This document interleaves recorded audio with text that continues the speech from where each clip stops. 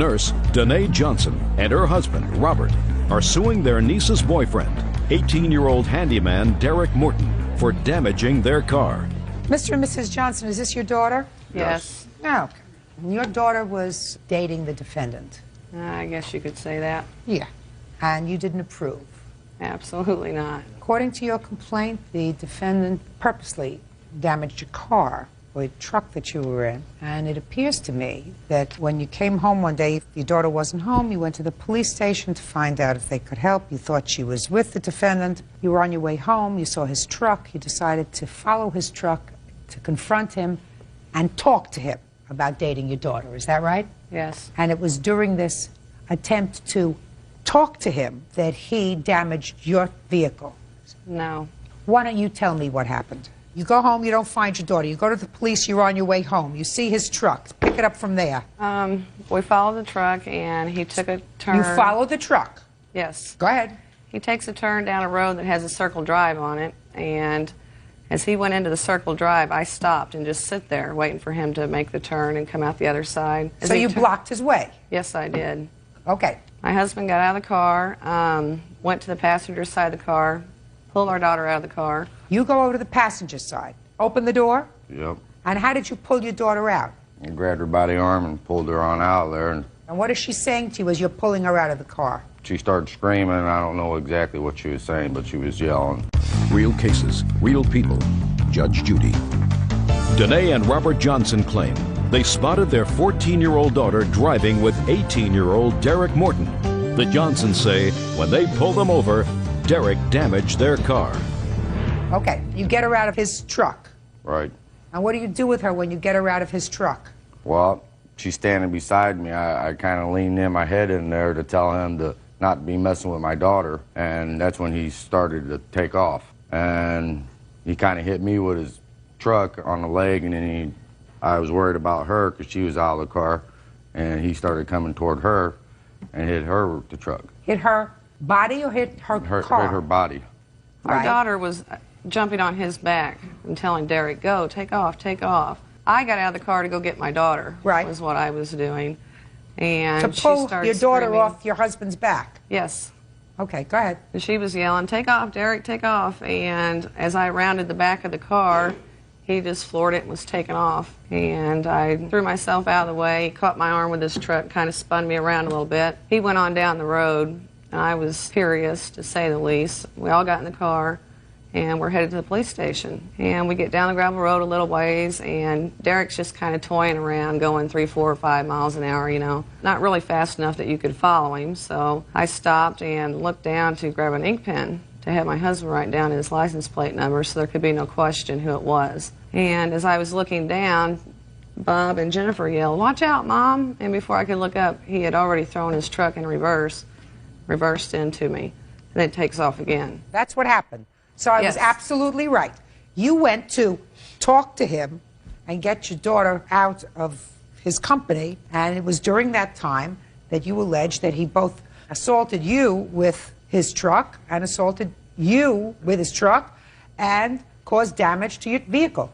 Right? Right. That's what I said when we started. So I only have a couple of questions for you, Derek. How old are you? 18. How old is she? 15. 14. 14. 14. You get the drift that her parents aren't crazy about you. Yeah, but I want to tell my side of the story too. So. I'm ready. All right. They said it's a bunch of bullshit. Now listen to me. Listen to me. Derek, do you know the difference between rain and shine? Yes. Listen to me. Look at me. I don't want you to follow it through. You know the difference between rain and shine? Yes? Yes. Do you know the difference between black and white? Yes. Do you know the difference between a playground and a courthouse? Mm-hmm. Speak. Yes. In a playground, you can use whatever language you like. In a courthouse, watch your mouth, or then I don't listen to you. Do we understand each other, Derek? Mm. Now, you're going to start to tell me your story again, but you're going to leave out the playground language. You got it? Mm-hmm. Speak. Yes. Good. Now I'll hear you. All right. I was driving down the road, right? And then she was on my bumper. Correct. That's exactly what she was doing. They did exactly the wrong thing. Whatever they did was wrong, mother and father. Can you let me finish my story? Did you just hear what I said? I said whatever they did was wrong. Well, be quiet while I'm talking. All right, you. Oh, get him out of here. Listen, Mr. and Mrs. Johnson, sometimes God did not shine on you right. God did not shine on him and give him brains. It gave him the brain cells of an amoeba. You know, we all had to start from someplace. So I understand if you don't want your daughter to have anything to do with him. However, you went about it the wrong way. Do you understand? Yes. You went around it the wrong way. Your initial reaction was right. You went to the police station and you said, my underage daughter is with this 18-year-old cretin, and I want him out of her company. But you cut him off. You touched his car, sir. When you grabbed open the door to his car, you put your hands on his property in a threatening manner. You created a situation where your own daughter is jumping on your back. Is that ridiculous? Well, I wasn't going to do nothing. The cops told me if I assaulted him, I'd be going to jail. So listen to me, sir. You were creating a situation that potentially was inflammatory because he doesn't have any brains. He reacts. He reacts like an animal. Do you understand? Yes, ma'am. And you probably knew that. I assume that you knew that. Maybe she doesn't know that. But you were smart enough to know that. You don't confront an animal. You let professionals, exterminators, confront animals. That's what the police are there for. You don't do it yourself, because when you do it yourself, you get your truck banged up. And that's what happens, and you got to pay for it. You still see him? Are you sure? I'm sure. I think he's a jerk. A jerk? Huh. To put it mildly, jerk. All right, Mr. and Mrs. Johnson, go home. Take your daughter home. Goodbye. That's all. This is case number 279 on the calendar in the matter of Bielefeld versus Jenneret. Parties have been sworn in, Judge. You may be seated. Folks, have seats, please. Mr. Bielefeld, other than being the owner of this car that was damaged allegedly by the defendant, you have no independent knowledge of this case. Is that right? That is correct. She also is it her car? It's not my car. It's your daughter's car? Yes, she owns the car. Okay, so why don't you have a seat? Okay. Step up. Your first name is? Ashley. Ashley, according to your complaint, you went out partying one evening, and the defendant was within this group that you were partying with. Is that right? Right. And you don't know what happened, but you passed out. The next day you woke up and you found that something had happened to your car. Right. You don't remember giving anybody permission to drive your car? No, I don't. When did this happen? August 27th. Your first name is Chris? Yes. Tell me about August 27th, Chris. Well, we were all drinking. Who was all? My witnesses, me and Ashley. These two people? Right. Just the four of you? Yes. Where were you drinking? At Jean's apartment. Who's Jean? Can I see a show of hands, please? Who's Jean? I'm Jean. Good. Go ahead. Okay, we were there drinking.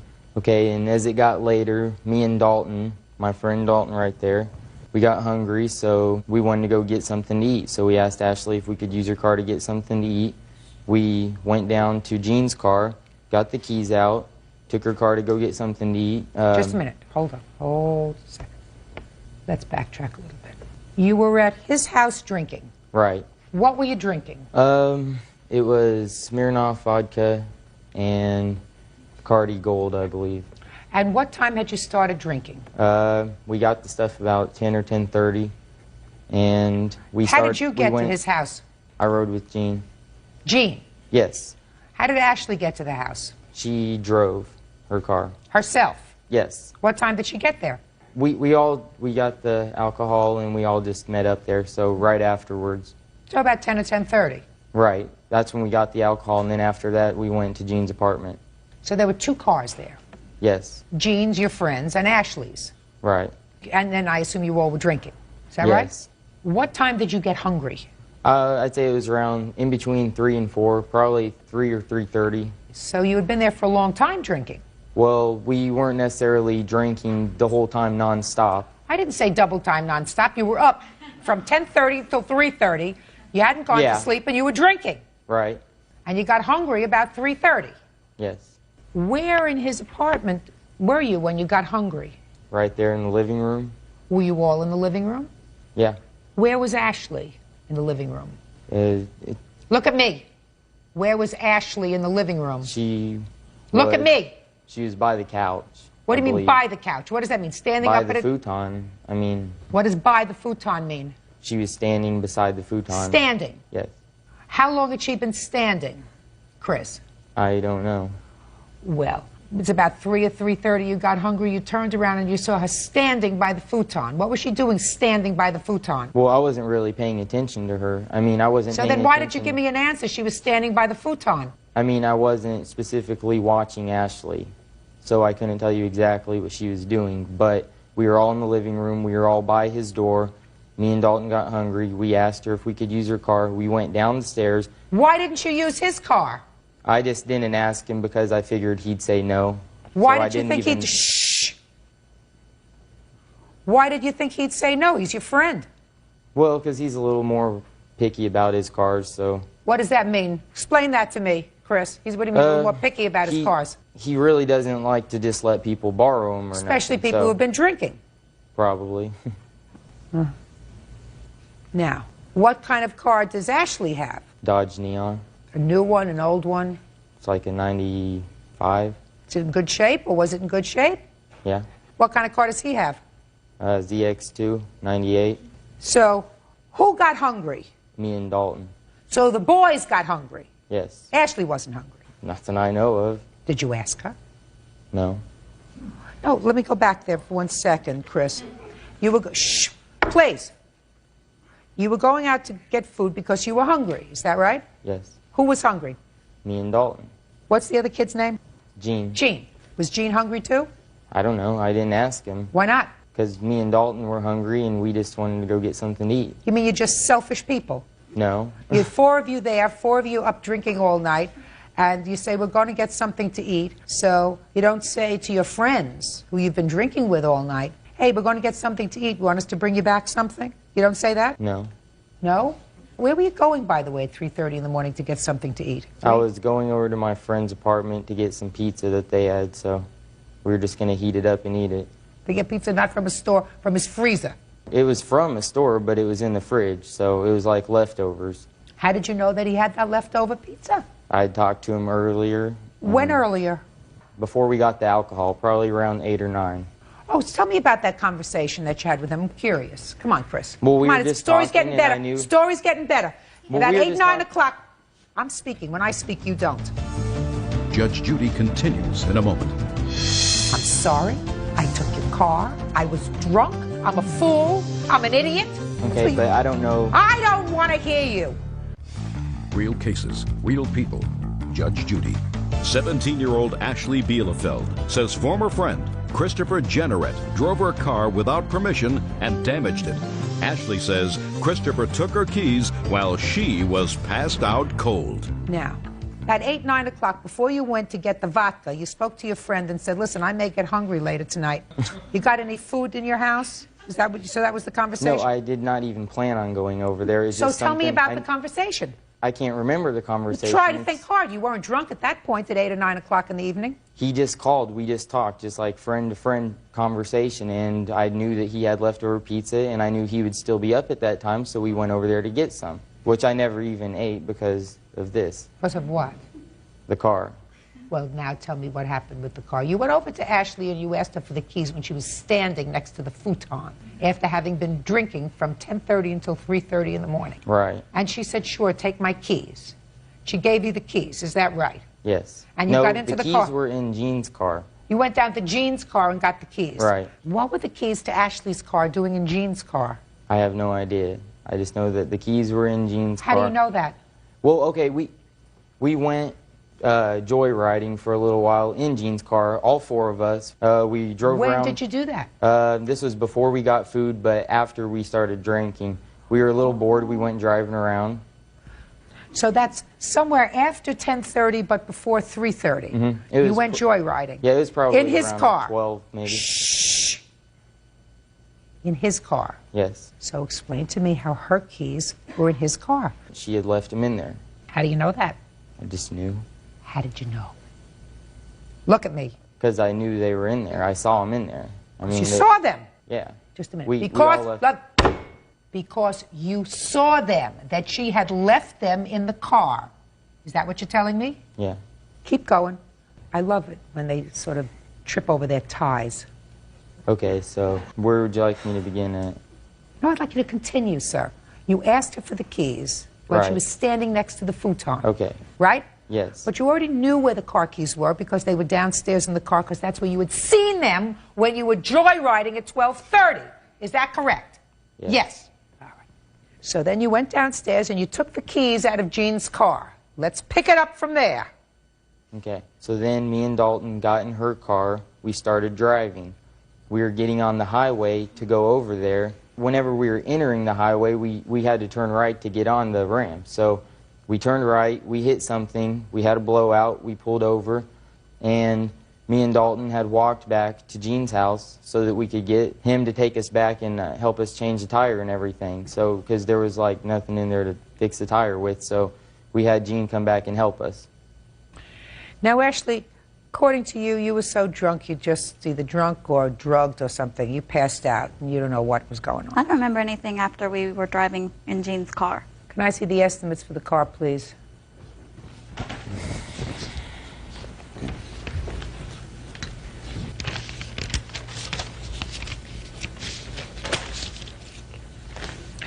Now, Mr. Jenneret, I am going to sum up the credible parts of your testimony, sir. And maybe this is a good lesson for you. Just because people are older doesn't mean that they're stupid. You were trying to get over telling me a story that didn't make sense. And I assume that you understand at this point that I understand that the story you gave me initially and the story that you wrote in your answer was a lot of who shot John. Because I believe that you all were drinking from 10:30 until 3:30. I believe that you all went out joyriding in his car. I believe that you decided to continue the joyriding and that he said to you, "You're not taking my car again because you're drunk as a skunk." I do not believe that you asked her for the keys to her car because you already knew where the keys to her car were. You had seen them in the car at 12:30 when you came in, so you knew that her keys were downstairs. Why in the world would you go over to her when she was standing next to a futon and saying, "Can I have your keys?" when you already knew where her keys were? Stand up straight. Now, when you hit something, according to you, you just had a blowout and that's all you had. No, that's not what happened. You hit something with such force that the tire blew out, knocking the whole alignment off the car. That's what happened. You're responsible. Period. End of discussion. I'm sorry. I took your car without permission. I was drunk. I had no right to be driving a car. I not only could have killed myself, I could have killed somebody else. I'm a fool. I'm an idiot. And I'm going to pay for the damage I caused. That's what you do. Okay, but I don't know. I don't want to hear you.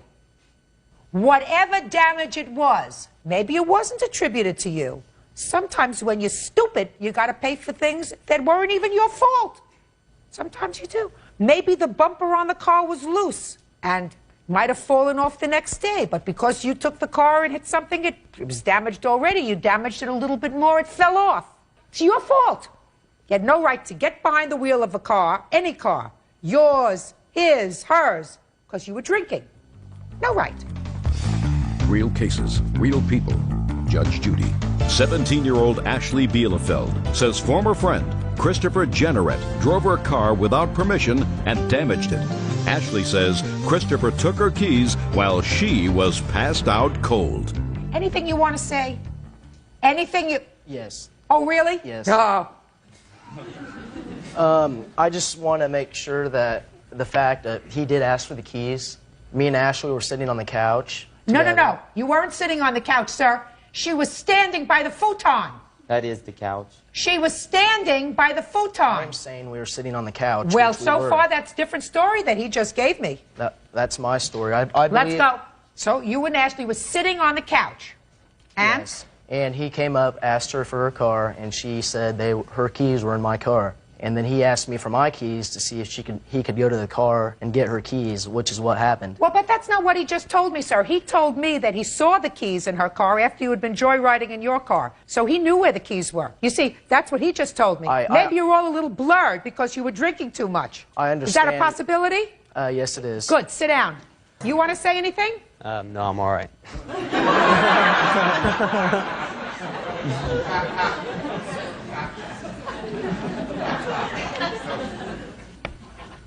Judgment for the plaintiff in the amount of $744.52. That's all. Parties are excused. You may step out. I don't remember that night. Well, yeah, we were partying and it did get out of hand. They're obviously too young and irresponsible to be doing acts like this, drinking and driving, out running around. What's done is done. I want her to be able to put this behind her and move on. We don't even talk anymore. Not to drink as much, maybe. 118 on the calendar in the matter of Stutz versus Bailey. Parties have been sworn in, Judge. You may be seated. Gentlemen, have seats, please. This case is like a mini-series. Mr. Stutz, you and the defendant lived together for a long time, and there were lots of pieces to your claims, because I have a claim, I have a counterclaim. The main part of the case is about a van that you claim is yours, that after you broke up, you had impounded. So now the van is in impound someplace. Is that right, sir? Yes, it's in the storage. And you want the defendant to give you the title to the van so you could have your van out of storage. The defendant says it's her van, and she wants the van. Then you claim that she has some jewelry that belongs to you. She says she has one piece of jewelry that belongs to you that she's prepared to give back to you. And what is that, madam? The ring his father had made for him. Can I see it first, please? Sure. So let's take care of the simple things first.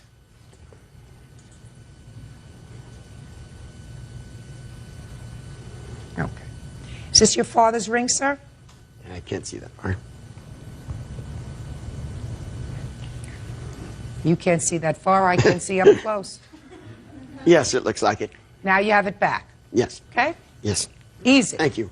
Now let's deal with the other easy part of this case. You were engaged to be married, That's true. and you gave her an engagement ring. Yes.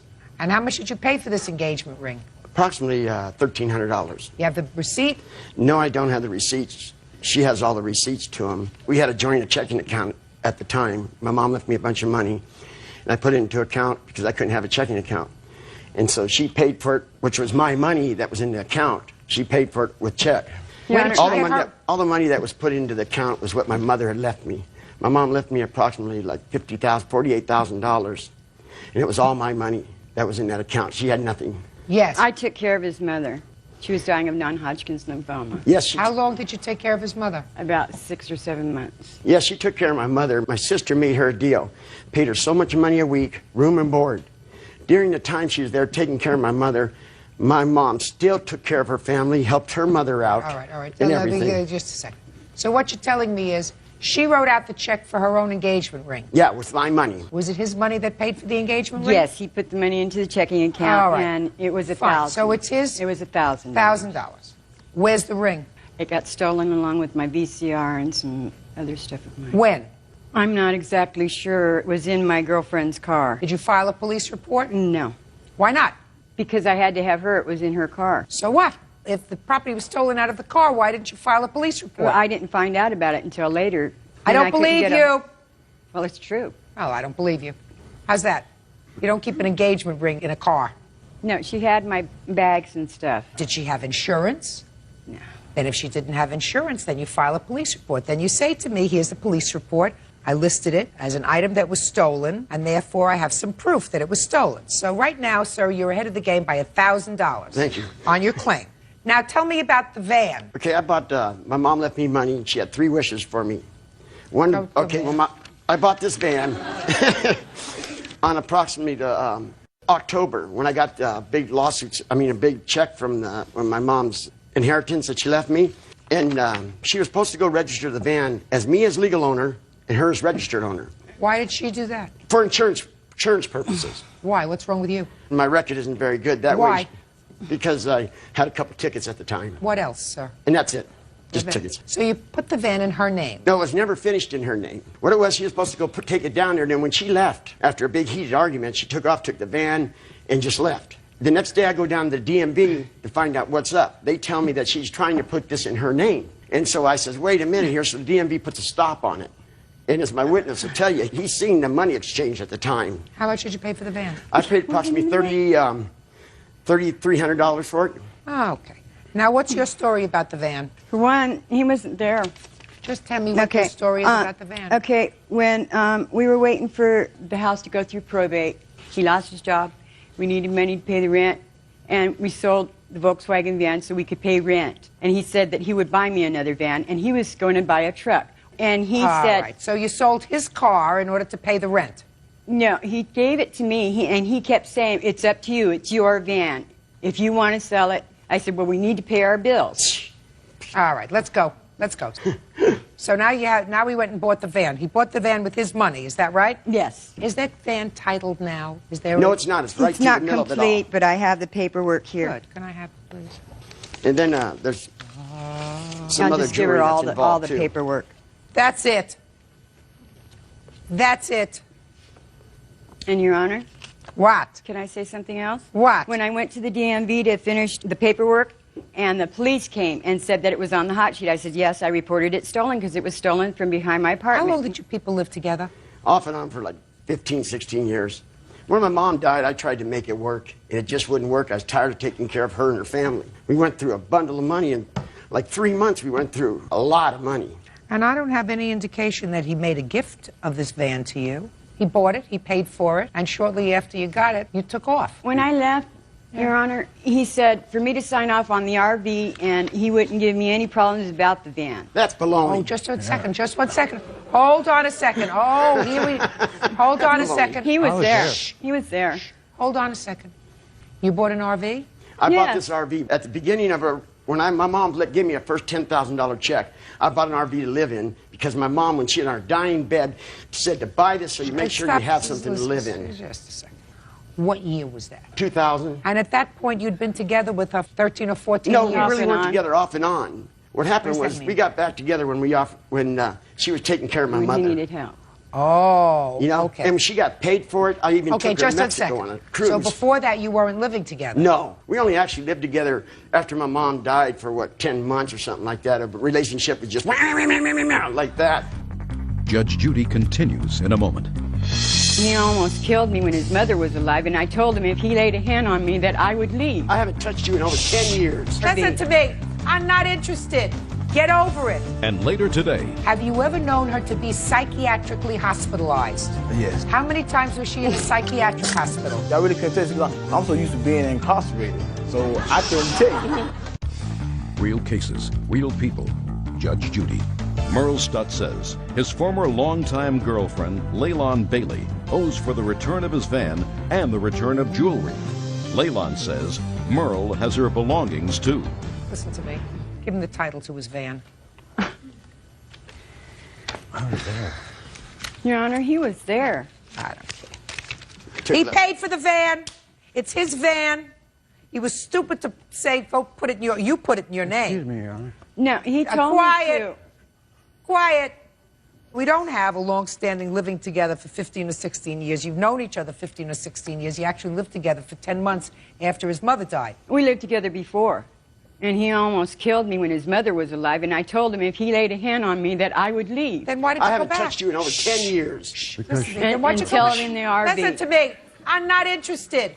Get over it. Get over it. You cared for her enough to give her an engagement ring, right? Yes, at the And time, he yes. bought me the van. Yeah. Yes, Right. yes, I'm agreeing with that. Fine.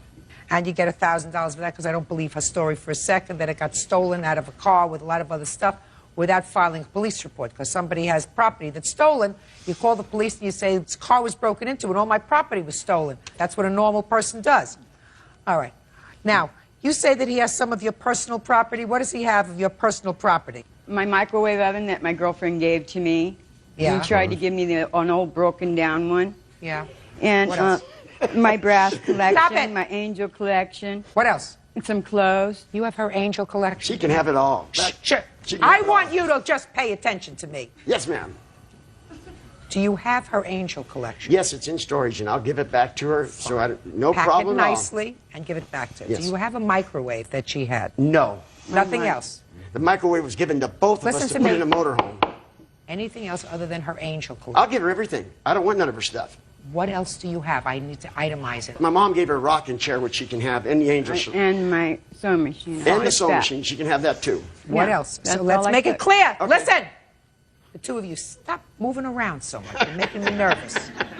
Angel collection, sewing machine, and a rocking chair. What else do you have, sir? That's all. I don't know if the sewing machine and the rocking chair's in the garage, because I went in there and she'd already been in the garage taking stuff out of it. Do you have the sewing machine? Yes, I got the sewing machine. And what about the rocking chair? I got the rocking chair. Fine, so what we're talking about is an angel collection. 5 days from today, you make sure she gets it. That's all, thank you. Body's not excused. You may step out.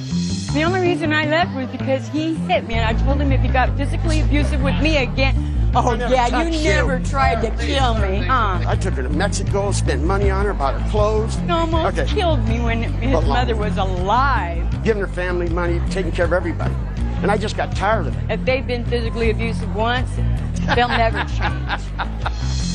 And now the next case. All parties in the matter of Charles versus Wooden. Step forward, please. Production worker Phyllis Charles is suing her former friend, auto detailer Samuel Trell Wooden, for an unpaid loan for $1,000. Trell says Phyllis is lying. Miss Charles, it's your claim that you made a loan to the defendant in the amount of $1,000. Yes, ma'am. The defendant says he never borrowed any money from you. Is that right, sir? Yes, ma'am. Can you tell me what all that junk is?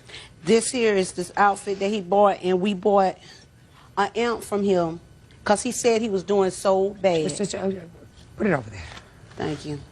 What did you make the loan for? Well, he said that him and his girlfriend and his baby was going to be evicted. Was he a friend of yours? Yeah, we grew up in the same neighborhood. Go ahead.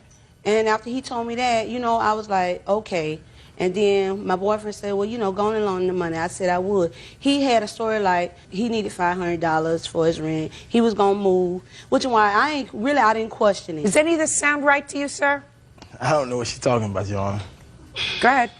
Well, that's what he told me in my house. Was anybody else there? My boyfriend was. Step up here. Tell me your last name, sir. Washington. Mr. Washington, do you know the defendant? Yes, I do. How long have you known him? A long time. Now almost 20 years. Well, do you remember this conversation in the house about money? Yes, I do. Well, look at me when you talk. Don't look at her. Tell me about when that happened. Well, I think it was like in March that he had came to us and he was like stating the fact that he had needed some money for his rent. And at the present time, they were going to be evicted. Now, all of us is good friends, so it wasn't really no problem about the money itself. And so shortly after that, there, you know, he came and he took us to the bank. We got the money out the bank, and she gave it to him. How much money did you loan him? $1,000. Let me see proof that you loaned him $1,000. I have that where I drew $2,000 out March 1st. Why did you take out $2,000? Well, the other $1,000 was for me. I bought furniture, I bought a entertainment center, and I paid some bills and stuff. That's it. Is this a checking account? Savings. Now, did he give you any of the money back? $100. I ran it off, and I put when he gave it to me. Let me see. Now you can explain to me about all that stuff is that you bought, Okay, because maybe it has a reason in this case. Yeah, maybe it does. Real cases, real people. Judge Judy. Phyllis Charles says former friend Samuel Trell Wooden owes for a $1,000 loan. Trell claims Phyllis never gave him any money. Go ahead. Okay, first of all, he did come to the house, okay? And then about the end of April, I'll say. After you had loaned him the money? Yeah, after I loaned him the money. Yeah. He called my house. He wanted him to come and pick him up from Pet Boys. When he picked him up from Pet Boys, he came back with a bag with this outfit. And then I had him to call. And I said, why did, we call him Trail. I said, why Trail gave you, you know, the outfit instead of sending me my money? So he said, no, you calling, you asking. So I asked Trail, you know, you bought him an outfit and you didn't send me my money. Then all of a sudden I heard the phone just drop or hang up. So he called back. I don't know what was discussed between them on the phone. Well, what happened when you called back? No, he was like this, basically saying, you know, man, why is your woman, you know, calling my house with all that, you know, BS and stuff, man? I ain't with that. Won't you just tell that was like this gift, you know, because... I don't understand the word you just said to me. A gift. I want to know what was the discussion that you had with him after your fiancé when gave she you called, a hard time. When I called back, right, and he got back on the telephone, I told him, you know what I'm saying, man, what's happening? He said, man, look at him. Don't have your woman calling my house with all that bullshit. That's what he said. And so I was like, well, man, the girl want her money. You know, she hot about the amount about the money. You know what I'm saying? We bought the outfit, and I already knew it was going to happen like that, though. So then me and him, we further went to talking about the issue. Then that was it. That was the end of the conversation. All right.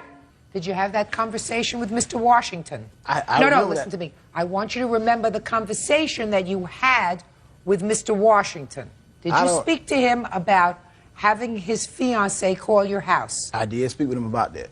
And you told him to stop having her call the house? That's right. And she was calling the house about what, Mr. Wooden? That I don't know. It's just something she just come up with. You know what I'm saying? Calling my house, talking about some money that I borrowed from her. Number one, Your Honor, I don't have to borrow no money from them because most of the time I'm winding up, you know, like he going to jail, I'm bonding him out of jail. If she got $1,000 to give to me, why she can't go bond him out of jail? All right, you had a conversation with Mr. Washington. Do you remember hanging up on the plaintiff? That's right, I remember that. Because she was bothering you about money. That's right. And you've known her for how long? 24, 25 years. I've been knowing her for a long time. For a long time. So now she's calling your house and bothering you about money that she says you borrowed from her, that you owe her. Is that yes, right? That's what she's saying. That's what she said? Mm-hmm. Now, in the 24, 25 years that you've known the plaintiff, have you ever known her to be psychiatrically hospitalized? Yes. How many times was she in a psychiatric hospital? To be honest with you, I really couldn't tell you because I'm so used to being incarcerated. So I couldn't tell you. Mr. Wooden, listen to me very carefully, sir. Do you know what I mean by psychiatrically hospitalized? In the hospital because you're nuts. She is. Have you ever been psychiatrically No, hospitalized? ma'am. Of course not. No, ma'am. Of course not. So she's not crazy. Thank you. So, Miss Charles, you've seen my courtroom before? Yes, ma'am, I have. So you know a few things. You know what I always say. If you're going to make a loan to somebody, you put it in what? Writing. Right! And you didn't do that. Yes, ma'am. Correct? So that Yes, was a big ma'am. mistake. Right. So you didn't learn really well. Right. So now you put me in the position of having to make a decision as to whether or not you loaned him money, because he doesn't say it was a gift, he doesn't say it was a payback. Yes, ma'am. He says, she never gave me any money, right? Yes, ma'am. That's why we put things in writing when we make a loan. Right. Because now I have to decide whether or not Mr. Wooden is a liar. Right. Or you're a liar. Right. Now, Mr. Wooden, Yes, ma'am.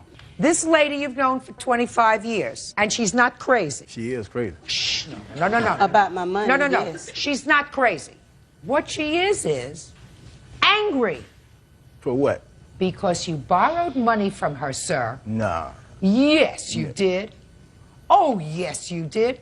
There isn't a reason in the world that I can think of, unless you can tell me the reason, why this lady who's known you for 24 years, or her fiancé who's known you for 20 years, would concoct this story about $1,000. She could have said, I lent him $2,000 because she withdrew $2,000 from her bank. She didn't say I lent him $2,000. She said she lent you $1,000. And he was a witness. And she kept calling you on the telephone to say, where's my money? And then, and this you verified, she got angry when you went and bought the fiancé an outfit. She called you again. Why are you buying him an outfit if you owe me money? Give me the $25 or the $30 that you spent on his outfit. What are you giving it to him for? And then you hung up on her. And then he called you back, and you said he called you back. You see, little pieces sometimes make the truth. So you owe her $900 because you already paid her back $100. Judgment for the plaintiff. Put it in writing. I will next time. That's all. Your Honor, case number 248 on the calendar in the matter of Morissette versus Morissette. Parties have been sworn in, Judge. Be seated. Folks, have a seat. Miss Morissette, the defendant is your father, and you're suing him because you say he didn't do the right thing with regard to a car that you paid a lot of money for that was in his name, and he took the car back, and he didn't have any reason to take the car back, and you want him to give you back the money that you put into the car, which was $3,000. Is that right? He had reason to take it back, but I just want my down payment back. That's sort of interesting. You say he had reason to take it back. So I mean, let's well, get... he didn't really have... Shh, just a second. You put $3,000 down in the car, is that right? Yes. Is that right, Mr. Morissette? No, ma'am. It was $2,500. Okay. Let's say she put down $2,500. Why don't you tell me the reasons that you think that your father took the car back? How long did you have it, by the way? From 97 to September of 2000. And he took the car back in 2000? So what took you so long to get to court? Because I had found out that my father had said once he paid the car off, he was going to return the car to me so that I can have transportation. Once the car was paid off, he never returned the car to me. So in 1997, you put down $2,500 in the car? I put down $3,000. I saved up $3,000 for Let's say you put down $3,000. That was in 1997, 5 years ago. And you drove the car from 1997 to when? Till September of 2000, but I didn't drive it that whole time from 1997 to 2000. Why not? Because he took the car about maybe 4 times. Why? Within the whole time. Reasons: one, I had an accident one time in Fresno. How many accidents did you have? 2 accidents. Anybody hurt? No. Were you on his insurance at the time? Yes, I was. And how many cars did your father have? About 4. Well, yeah, 4, including mine and his Including name. yours, so his insurance went up on all of his cars, I assume, right? But I already Big time. stated before that I would get my own insurance. Well, did you get your own insurance? No, because he took the car. Right. How many years would you say you drove this car? Totaling about 2 years, because all the times that he took the car. So you drove the car for 2 years? Yeah. Who paid for the insurance? I did. Were you My up to- insurance was $120 a month. I was giving my father $150 actually, and he was making a $30 profit. But I always paid him every. Is that right? She paid the insurance, but that's not. She didn't give me no profit. So far she's paid, let's say, $1,500 a year to drive a car. Is that right? Yes. I also paid for when he took the car from me in September. I paid for the car. He started driving the car to work, and I was still paying the car notes while he drove the car. Really? In 1997, you were paying the car notes? Yes. Is that right? Yeah, she paid for 2 years on the car, like she I said. paid for more than 2 years. 2 years. Okay. 2 years she paid on the car. Go ahead. Okay. So it was more than just the down payment. Yeah, it was more than the down payment. She was driving the car. It was a party car. It was Okay? not a party. I said, well, Chandra, the car is in my name. You can't let everybody keep driving this car. Everybody So what'd you drive say? the car. Oh, my friends. Them was her friends long as she letting them drive the car around. Them is her friends. Okay, well, I said, well, since this is my name, insurance calling me up. They not calling her. They calling me. You're absolutely right, sir. So you took the car back. And I told her, I tried to explain it to her. Okay? Did you let your friends drive the car? Did you? Yes. So why'd you do that for? Father said, don't do it. Well, one time, the accident I'm at that risk. He says to you, I'm at risk. Everything that I have, I could lose because you're letting your friends drive the car. Yes, and he took the car from me those times. Listen to me. He took the car from me, but then at some point he gave it back. Yes, he did. And then you let your friends drive it again. That happened twice. So that's twice too many. Chandra, that's twice too many. And you had an accident twice. And the 2 accidents that you had, did the insurance company say that they were your fault or the other person's The first fault? accident was not my fault. The second accident was my fault. Tell me about the second accident, The second accident, I was in Fresno. Someone else was driving a car. Someone else? Yes. Oh, Chandra, you don't deserve to have a car. Yes. You don't deserve to have a car, period. End of discussion. How much did it cost? Quiet. How much did it cost, sir, to fix up all these problems with your daughter? $40,000 on this car. $40,000. Show me.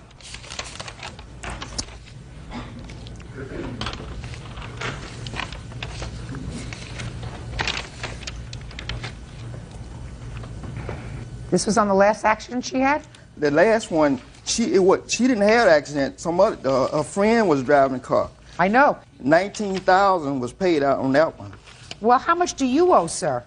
Huh? Nothing. I mean, I understand that this is what the insurance company He paid is nothing. Shh.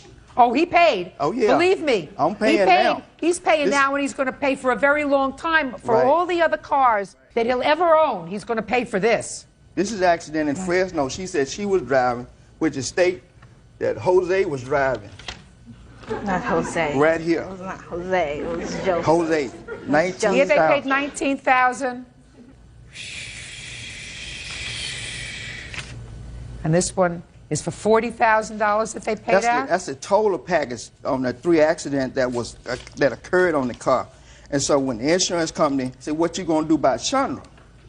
I said, I'm dropping her. I'm dropping her. He had to drop me. No, he said, when he called me, he said it's going to cost about $4,000 a year for Chandra. You're right. You drop her. So Fast. I'm and you dropping take back her. her car. Say no more, Mr. Morissette. Listen to me. I'm going to make it as simple as I can for you, Chandra. I want you to listen to the reality of it. You drove the car for 2 years, if I believe you. But the car was really in your possession off and on for 3 years, Yes, which it is was. what you told me. Your father took it back various times and gave it back to you when you promised you would be good and not do the wrong thing again. He gave it back to you. He gave you another chance, and then he took it back again. So for that period of time, when the car depreciates in value, The car- I'm speaking, You had use of the car. Then they came to a point where your father is told either you drop her or we're dropping you or we're going to raise your rates on your other cars so high that you're going to be working 6 jobs in order to pay your insurance. So your father is left with only one choice, which is drop Chandra and take the car back permanently. At that point, he has to pay you zippity-doo-dah. Judge Judy continues in a moment. Did you go back on your word when you said to her, I won't let anybody else drive the car anymore? Did you go back on your word? Did you go back on your word? And later today... How did you pull your daughter out? I grabbed her by the arm and pulled her on out there, and she started screaming. I was worried about her because she was out of the car, and he started coming toward her and hit her with the truck. Real cases, real people. Judge Judy. Chandra Morissette says her father, Freddie Morissette, illegally repossessed her car. Freddie says Chandra was allowing her friends to drive it. Miss Morissette, your irresponsibility placed him in a position of risk. The car had already depreciated in value the moment that you drive it out of the lot. Probably at least the amount of your down payment. And if you had done the right thing and had been responsible, your father would not have been in a position of having to take the car back from you. It's as simple as that. It's your fault. I know it was and my it's your fault that he is going to continue. But my father had made an agreement that he would pay the car off. Once he paid the car off, he was going to give the car back to me in my name, and I was supposed to pay him. Then he went back on that. So, did you? No, I didn't, because I was paying him the whole time. I was there. Listen to me. Did you go back on your word when you said to your father, I won't let anybody else drive the car anymore? Did you go back on your word? Did you go back on your word? Did it cause him a lot of trouble? Yes. Cost him money? Forever? As long as he drives a car and has insurance? You have a younger brother? Because according to you, he paid off the car and he gave the car to your younger brother. Yes, he did. I hope he's more responsible. It wasn't always like that. I mean, when he said that he would give the car back to me once I paid it off, I mean, that's what I thought was going to happen. So? So I had to continue paying for a car that he was driving. What was the last payment you made on the car? Was in August. August of 2000, because that's when he kicked me out. 2 years ago. The same time that all this problem was staring at him in the face from Allstate Insurance Company. You know, you're in good hands? Yes. Your car was not in good hands when you had it. Yes, it was. I took care of... Listen to me. You're not getting your down payment back from your father. If he had a counterclaim for what all your irresponsibility cost him, I guarantee you it would be far more than the $2,500 or $3,000 He shouldn't have never agreed to give me the car back once I paid the car off. Or he shouldn't have said that he was going to pay the car off and give the car back to me. That's how all this started.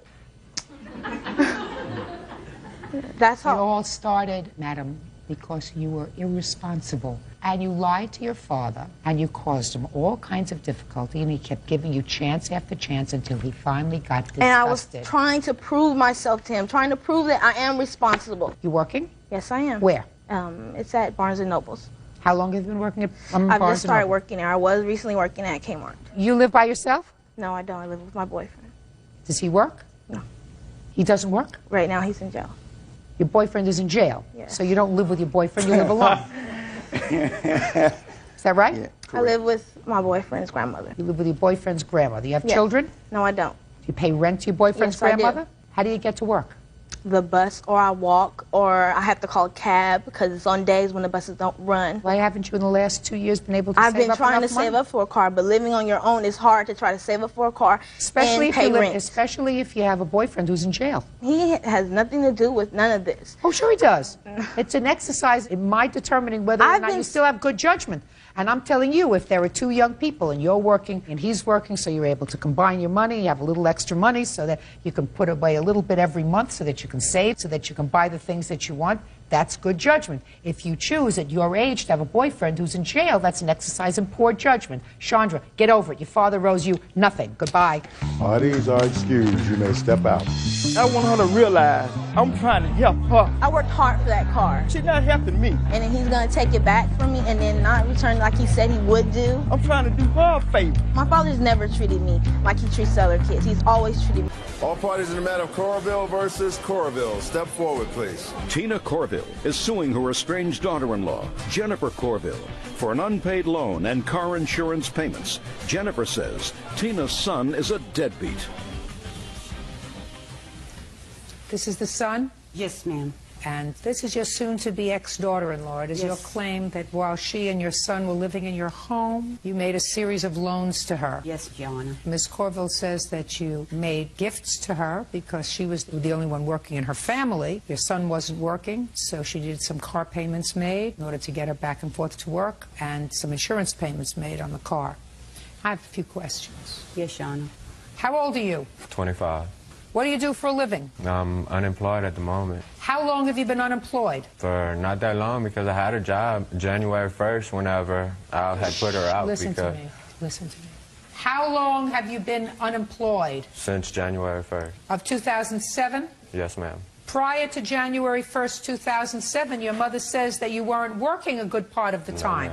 That's what your mother says. Yes, Is she ma'am, lying? that's true. No, ma'am, that's true. How long did you have the January job? Not long, because I didn't even Just go don't tell me because. No, ma'am, I hadn't gone offshore. It was an offshore job, and I didn't have a ride to go offshore. That's why I didn't have that job. I hadn't So even you worked didn't one have day. a job? I had the job. I got hired. When was the took- last time that you got a paycheck, Mr. I Corville? didn't get a paycheck from them because I never worked one day Mr. because Corville, I I didn't have a want you to ride. listen to, put on your listening ear, sir. Okay. When was the last time, month and year, that you had a paycheck? Think hard. 2006, and I can't give you the exact month. Well, give me close to the Okay. exact month. About the 10th month, or maybe even the 9th. What would that be, the 9th month? The 9th month Yeah. is September. Took me a while. Good. September. Now, in August, who did you work for? Pizza Hut, Doing what? delivery driver. How long did that last? Not long. Why? Because I was told I couldn't use the car to do it no more. I was putting wear and tear on our car. Your Honor, that was our car at the time. I was a manager at Pizza Hut. Listen, you know what kind of sympathy I have for you?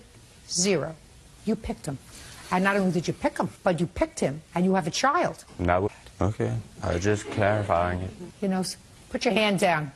Sometimes it's better to be alone. Sometimes the loneliest you can be is when you're with somebody. Yep.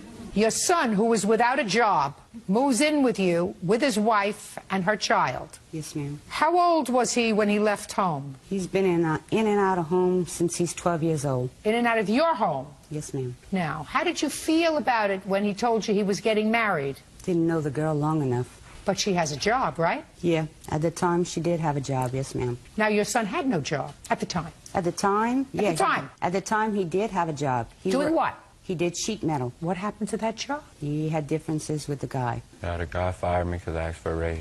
And what did he say when you asked him for a raise? He told me he didn't feel that I deserved it, and if I felt like I really needed it, I could go look for a job elsewhere because I no longer had one with him. No, that's not what he said. Yes, He ma'am. said, I don't feel as if you deserve it. If you feel as if you deserve more, go elsewhere. Yes, ma'am. Well, he didn't say that you can't have a job with him. He said, go elsewhere. Yes, ma'am. And so you went elsewhere. Yes, ma'am. Where'd you go? To Pizza Hut. Was that paying more than your sheet metal job? Yes, ma'am. Nah. With the tips, yes, No. ma'am. Okay.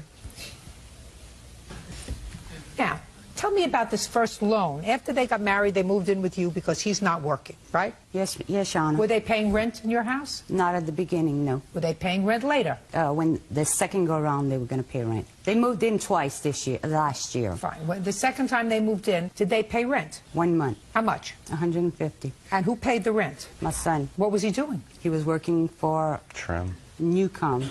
Yeah. What happened to that job? We had went and we had a court date for me and her both to attend to, and we asked the What kind of court date? I don't really remember, to be honest with you. You had a court date and you don't remember? Yes, What kind of ma'am. court date did you have? It was actually court for his paternity test. Yeah. It wasn't nothing to do with me. But For we a left. quiet. For a paternity test for what? His second child. He has children? Yes, ma'am. Wunderbar. He has two, one for two different women. Now, how much money in total did you give Miss Corville? $958. Tell me what it was for. In January. January of what? Of 2006. She bought a car with her income tax. Didn't have money for the insurance, so I loaned her $200. Just a second. Tell me about what she didn't have money for the insurance, and she said to you... She would pay me back. Did you have that discussion with her or with your son? With her. Tell me about the discussion. She said that she would help us, give us the money because of the fact he was out of work, and she didn't want to see us without a car because if we didn't have a car, we were unable to work. Was he working? Was he working at the time? No, ma'am. Did you subsequently get a job, sir? Yes, ma'am. Oh, you did. Good. Where did you get a job? That's whenever I went to the electrical company. And how did you get to the electrical company? She had brought me a few occasions. Who did? Miss Jennifer. Your wife? My wife, yes, ma'am. What's next? In May, she called me at work crying because she had a payday loan that she had taken before they were married, crying because she was going to get arrested. Could she please borrow some money? Is that right? It is. Good. How much was that? $305. 80. That you owe her. Go ahead. Then in September the 19th, their ABC insurance canceled. So they had to find new insurance. They had to find new insurance? She had to find new insurance. Where were you working? You told me you were working in September, sir. Yes, ma'am. That's whenever we were both working at Newcom. Oh, okay, so you were both working? Yes, ma'am. And you were using her car to get there? Yes, ma'am. Ah, good. Perfect. So I paid her down payment for $155. That's for fine. The Geico. That ensures that your son is working. She was short $100 because they both lost their jobs. She was short $100, so to keep her car, I put the $100 difference in pay that she would pay me find another job. Why'd you get him to pay you some money? It wasn't his car. He was using it. They were a married couple. No, listen. Miss Corville. I had lost your son 3 put her jobs. out of the house when? January 1st, 2007. Why? Because what was my question? I couldn't use the car to go find a job, nothing. She had stopped letting me use the car, everything. That was her Really? car. And you had been using the car to go and look for a job? No, ma'am. Well, you said she stopped. Yeah, like she hadn't let me. And within 3 months since we had been back over there, I had got a job and went to Houma. That was the only time. So that's why you threw her out? Yes, ma'am, because I was supposed to be leaving to go offshore and she wouldn't bring me. Go ahead. He didn't get a job in Houma. He actually went to Houma to get a job. He failed his drug test, and he was unable to work offshore. So he actually didn't What work. kind of drugs were you taking that you failed the drug test? None. You mean that the test was a mistake? No, ma'am, I was going offshore. So you didn't fail the drug No, test? ma'am. Would you like to take one today? Doesn't matter. She owes you for the payday loan. That she owes you for. For the car, consider it a contribution to your son. Do you understand? Yes, Your Honor. Good. Judgment for the plaintiff in the amount of $305.80. That's all. Thank you very much. Parties are excused. You may step out. I hope I did hear the end of it. Judge Judy sure did fill me with some justice. If that's what she wants to believe, let her live in her land. I don't care. And I hope that I never hear from these people again. And now the next case. All parties in the matter, Banks versus Robertson. Step forward, please. Linda Banks is suing her neighbor, Herbert Robertson, for accidentally shooting out her windows with a BB gun. Herbert claims he's a better shot than that. Miss Banks, Mr. Robertson is your neighbor, and it is your claim that he shot out some windows in your home with a BB gun. Yes, ma'am. And Mr. Robertson, while he acknowledges the fact that he was shooting his BB gun, said that, A, it's impossible for the gun to have pierced the windows of your house because it would have to go through a bunch of trees, and B, it would be impossible anyway because he's a very good shot. And he was shooting at squirrels, and he knows that because he's such a good shot, he would not have missed and damaged your property. Those are your two defenses. Is that right, sir? Pretty much. Tell me where I'm wrong. I like to know where I'm wrong. Well, yeah, I might miss on occasion. Oh. But, you know, like I say, you know, I never shot until they were in front of the big tree, so. Okay. Miss Banks, have you had any trouble with Mr. Robertson before? Yes, I have. With what? About 5 years ago. Stop playing with that, please. It's distracting me, and at my age, nothing should distract me when I'm trying to work. Yes. Approximately 5 years ago, Your Honor, he installed a pool improperly in his backyard, and that pool ruptured, and the water came down my backyard because he lives here and I live here, and approximately 19,000 gallons of water came into my basement. And what I did was I asked him to come over to survey the damage. He did. Was that it wasn't that bad. But because we're neighbors and I tried to handle it civilly, I settled with his insurance company for $1,200, and there was a lot more damage than that, let alone the time. And I asked him to just help me clean it up, and he refused to do that. This time, when I discovered the damage, I said I wasn't going to let it go. Since the incident 5 years ago, I assume that the relationship between the two of you has been strained. Yes. What date were you shooting at squirrels, Mr. Robertson, when Miss Banks came over and told you you had damaged her windows? Oh, she never did. Who did? I did. This guy. I mean, I was out in the backyard one day, and he hollers at me and says, you shot my garage window. I said, well, I don't know if I did, but if I did, I'll replace it. He says, don't worry about it. I just wanted you to know about it. And so ever since then, we quit shooting the BB guns. Well, when was this, sir, that you told him he shot out the window? It was the third week of July. His son was out shooting and actually shot over top of my head. How old is your son? 16. Don't you know that you could hurt somebody with a BB gun? If you hit somebody, it'd probably sting. Well, if you hit him in the eye, it could blind him. Probably could. If you hit him in the ear, it could make him go deaf. Probably could. So why do you do it? I didn't. No, why do you let your son play with a BB gun? Well, I imagine there's probably 40, 50 kids in that neighborhood got BB guns. I don't give a rat's behind about 40 or 50 kids. I'm asking you, why do you let your son shoot a BB gun? Because I don't see anything wrong with it. It's my yard. If he wants to shoot a pop can or something in the backyard, that's no problem. This guy's saying he got one shot over his head. I doubt it. How would you know? Because you can hear it coming through the... You can't hear a BB. Mr. Robertson. Yeah, it's just like, when I say something... Yes. I mean, it's like we're talking about the swimming pool. 19,000 gallons of water didn't go in her basement. I did go and survey the damage. It didn't look that bad. Went into her basement? My insurance company took it. When I'm speaking, you see, you may be able... Is this your wife? Yeah. You may be able to interrupt her. Don't interrupt me. No, I was speaking. No. But when I start to speak, Mr. Robertson, you have to stop. That's the way we play here in my playpen. That's fine. Good. Can I see the damage to your house, please? Yes, ma'am. I have police reports as well, if you would like to see those. I would. And then also I've included estimates. Good. How many windows? 3 windows, and then the truck windshield. Well, either you or your son have lousy aim, sir. Would you mind asking this man if he did agree, that I told him I'd take care of the window, and he said, don't worry about it, I just wanted you to be aware of it? Because after that date, we never shot anymore. When you first... Shh, don't answer him. It's like rock damage to me. No BB did that. Yes. Judge Judy, I would like to add, originally, the first incident he did offer to pay. The second incident was August the 11th, the date of the police report. And on the second incident, how many windows were shot out? That's when we discovered the damage of the second additional window pane in the garage, the bedroom window, and then the truck window. Got it. Still have the BB gun, Mr. Robertson? Yeah. Still let your son use it? Like I said, nobody shot it since he said I shot his garage window out. Well, you don't know that, sir. You do work, don't you? You do No, work. I don't. You don't work? No. Why not? I'm disabled. What's the nature of your disability? Back. I've have a had bad 5 back back. surgeries. Really? How can you shoot a BB gun with a bad back? A BB gun? Yeah, how can you pick up a BB gun? Well, how much do you think it weighs? Kind of hard to shoot. Well, incapacitating. Seems to be if you can do this, you can sit at a desk. Well, I'm just saying, I offered to pay for it. He said, don't worry about it. And that was the end of the shooting. He doesn't want that. you to know. Listen to me. He doesn't want you to worry about it. He wants you to pay for it. There's a difference. I offered to pay for it. Good. Ask my wife. Oh, I won't. She has to go home with you. Oh, that she has well, you my done made sincere your mind up. condolences. And like I said, I thought you were innocent until you're proven guilty. That's what we just did.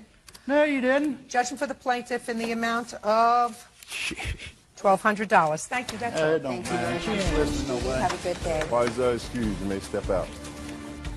Hey, I'm glad for the neighbors that they got a new truck window, but I didn't shoot it out. I have animals. We're out in the backyard, and we should be able to be out there without worrying about possibly our eyes being shot out with a BB gun. Of one of the cards. You did that for her, and the understanding was the bills would go to her and she would take care of the bills. And it is your claim that subsequent to that, she wanted to buy a motorcycle. And again, you agreed to be a friend, and you co-signed the loan for the motorcycle with the understanding that she would make the payments promptly, which she failed to do. You subsequently found out that not only had she taken card, but because she had all of your information, she took out a series of credit cards and built up a balance of thousands of dollars. She was also behind on the payments. She was behind on the payments on the bike as well. As a result of that, your credit, which had been pristine, took a dive. So you're suing for two things. You're suing for the return of the motorcycle to you, or its value, so that you can sell it and get out from under the payments. And second, you want damages for her ruining your credit. Ms. Seifert says that she kept her end of the bargain. She has paid on the motorcycle, although she acknowledges she doesn't pay in a prompt manner. She pays when they threaten her. That's not what she says, but I gather that's the case, that when they threaten to either sue her or repossess the motorcycle, she makes a payment. That still doesn't positively impact on your credit. And she says that she kept her end of the bargain by making the payments on the credit card. She also says that you opened up all these credit cards for her, not just the one that you say, but all of the others. When did you open up this credit card with her as a co-card holder? Probably around June of '05, and there was only one card, and if there was all these credit cards... No, just don't, you don't have to answer for her. Okay. You opened up one June credit... of '05. And with what financial institution? MBNA, MasterCard, and both our names are on it. And as far as you know, that is the only card that you authorized her to get? Yes. With your information? Yes. How many cards did she get using your information? 4 or 5, counting the second MBNA she took out, that she succeeded. I have documentation. I'd like to see it, please. Your Honor, there was only one MBNA card. There wasn't two. I have how many? There was two Chase. There was one MBNA. No. Ms. Seifert, how many cards did the plaintiff agree to take out in your name? Ma'am, I went to creditcards.com with her information because... Listen. We never determined a number. The cards that I had, that I used, several of them were mailed to her home, to her address. I didn't go to her house and steal those cards. Ms. Seifert, you don't honestly expect, coming here today, that you're going to get over on me, No, right? I don't. I'm Good. just telling you. So then let me ask the questions and don't skirt around the answers, because I'll take you and I shake you, and then I get the answer. Okay. You came to the plaintiff and asked her if she could take out a credit card and put you as a co-holder on a credit card so that you would have a credit card to start to build up your credit. That's what you asked her, I assume. Is that right? She offered. Well, how would she know that you needed it, madam, unless she knew that you didn't have a credit card? Because we were going on vacation together, and we were talking about finances for vacation and the things our kids could and couldn't do. And? And I explained to her that I did not have a credit card with much credit on it. That's okay. Good. So she agreed to get one credit card. Now, after she got the one credit card in June of 2005, when did you apply for the other credit cards? I did it all at the same time on creditcards.com when I got the one credit card. Just a second. I told you, don't play with me. I'm smarter than you are. You just said to me, I got the other credit cards on creditcard.com after I got the one credit card. That's not what I said. That's exactly what you just said. I have a tape. The one time on creditcards.com, and several cards were mailed to her house, and she knows that. Don't tell me what she knows. Why did you take advantage of a situation where she said she would get you a credit card? It was very bad judgment on my part. Now, when you got these credit cards, did you use them to make purchases? Yes, I did. Did you pay all the credit cards on time? No, ma'am, I didn't. Then you ruined her credit. Then I signed to be responsible for all of them, all the papers she asked me to, and it was taken off of her credit. Listen to me. You show me where, once you signed a piece of paper to be responsible, because so far it impacted positively on her credit. Show me. I don't know where it acted positively, but she was even told it was taken off her credit after the affidavits were signed, and I also have 2 receipts for $6,500 we've paid her. Just a sec. For? Towards the credit cards. Well, you didn't pay it to her, you paid it to the credit card for things that you bought. No, we gave it directly to her to take care of it. Doesn't make any difference, madam. Don't you get it? Once you become a deadbeat in the credit card world, you don't automatically become not a deadbeat just because you pay the credit card. You remain a deadbeat. But they said that because they called it fraudulent, it would come off of her report. So you acknowledge that you fraudulently applied? No, she made me sign those papers because if I didn't, because I'm on probation, she was going to call my probation officer, which she threatens to do all the time. Sounds like a great idea to me. Now, let's get to the motorcycle. She also co-signed a loan for you for a motorcycle. Is there any reason why you did that, madam? I was trying to be good-hearted, which I will never do again. You have children? Yes, I'll never even co-sign for my children. I've learned a lesson the worst way. Okay. Now, do you pay for the motorcycle on time? No, ma'am, I haven't. Which means that you have destroyed her credit. Yes, ma'am, I probably have with the motorcycle. Judge Judy continues in a moment. Your motorcycles? I have 2 motorcycles, yes. Well, why don't you sell one? Because I like them. Yeah, but you live in a home with this lady, and she's got a problem. So why don't you help her fix it? And later today, Was he more exciting when you were together? He has a problem with confrontation, Your Honor. Ah, and I love confrontation. real cases, real people. Judge Judy. Vicky Madure claims former friend Becky Seifert ruined her credit by not paying on credit cards she helped her get. Good. Now I'd like to see what papers you have. They asked me to bring, I brought a picture of the motorcycle. She wants the motorcycle back, but the title is solely in my name. So if she wants the bike back, she's going to have to get my name off the title because I'm liable for anybody that she lets ride that bike, and she's not capable of riding it herself. Just a second. And then I have a statement now you... that shows that all my payments are current. You make your payments late. Well, I mean, it shows that I'm current right now. I don't care whether you're current right now. You make your payments late. Can I see the title to the motorcycle, please? When did you co-sign on the motorcycle? October 05. How much have you paid on the motorcycle? I've made all the payments except the one she made, and I How paid her much back do for you them. pay? $250 a month, ma'am. How much is the loan? She owes, right now, there's still almost $12,000 owed. Right here it is. $11,818.42 owed. Who are you? Becky's boyfriend. Stand up. What do you do for a living? Run a rubber mill. You earn a living? Yes, ma'am. Well, why don't you refinance this motorcycle? I already have one in my name. So what? I don't know, ma'am. What? This was between them. Well, I understand that, but you live with her. You sleep with her. Yes. So why should she be on the hook for her bad credit? She was having trouble with her credit way before us. I'm asking you a question. I just said to you, she sleeps with you, you live with her. Why don't you, the two of you, refinance this motorcycle and get it out of her name? Well, I've got too much in my name right now with my house, my cars, and my motorcycles, so... Your motorcycles? I have 2 motorcycles, yes. Well, why don't you sell one? Because I like them. Yeah, but you have a problem. You live in a home with this lady, and she's got a problem. So why don't you help her fix it? Well, I did. I took out a 401k loan and paid off the credit cards that she had with her to help her out. I mean... What does she do? Huh? What do you mean, huh? What does she do? What does she do? Yeah. As far as a livelihood? She works in a doctor's office. She make a living? Yes. So why doesn't she refinance it? Your Honor, I don't know. Why don't you refinance it? I can't get it just in my name, Your Honor. Well, maybe you can get it in his name. He owns his own home. Well, we haven't tried that, but the last time he tried to get a loan, they said he had too much credit out. Then why don't you sell the motorcycle? I just haven't found anybody that'll buy it. It's not worth what we owe on it. Now, she says she wanted to sell it. Her problem was she couldn't get what was owed on it. So you would have no problem signing it over to her, right? As long as it's out of my name, I have no problem, and I've told her that Fine, before. absolutely perfect. Have her sign this over to her, That's please. a memorandum title, ma'am. So? But that is not the actual title. So, I understand that. The that's what I'm actual asking. title has a lien on it. She can do it. As a matter of fact, we'll prepare that order that you'll sign. That's fine. Good. Now we know that this is now your motorcycle. We will prepare that order.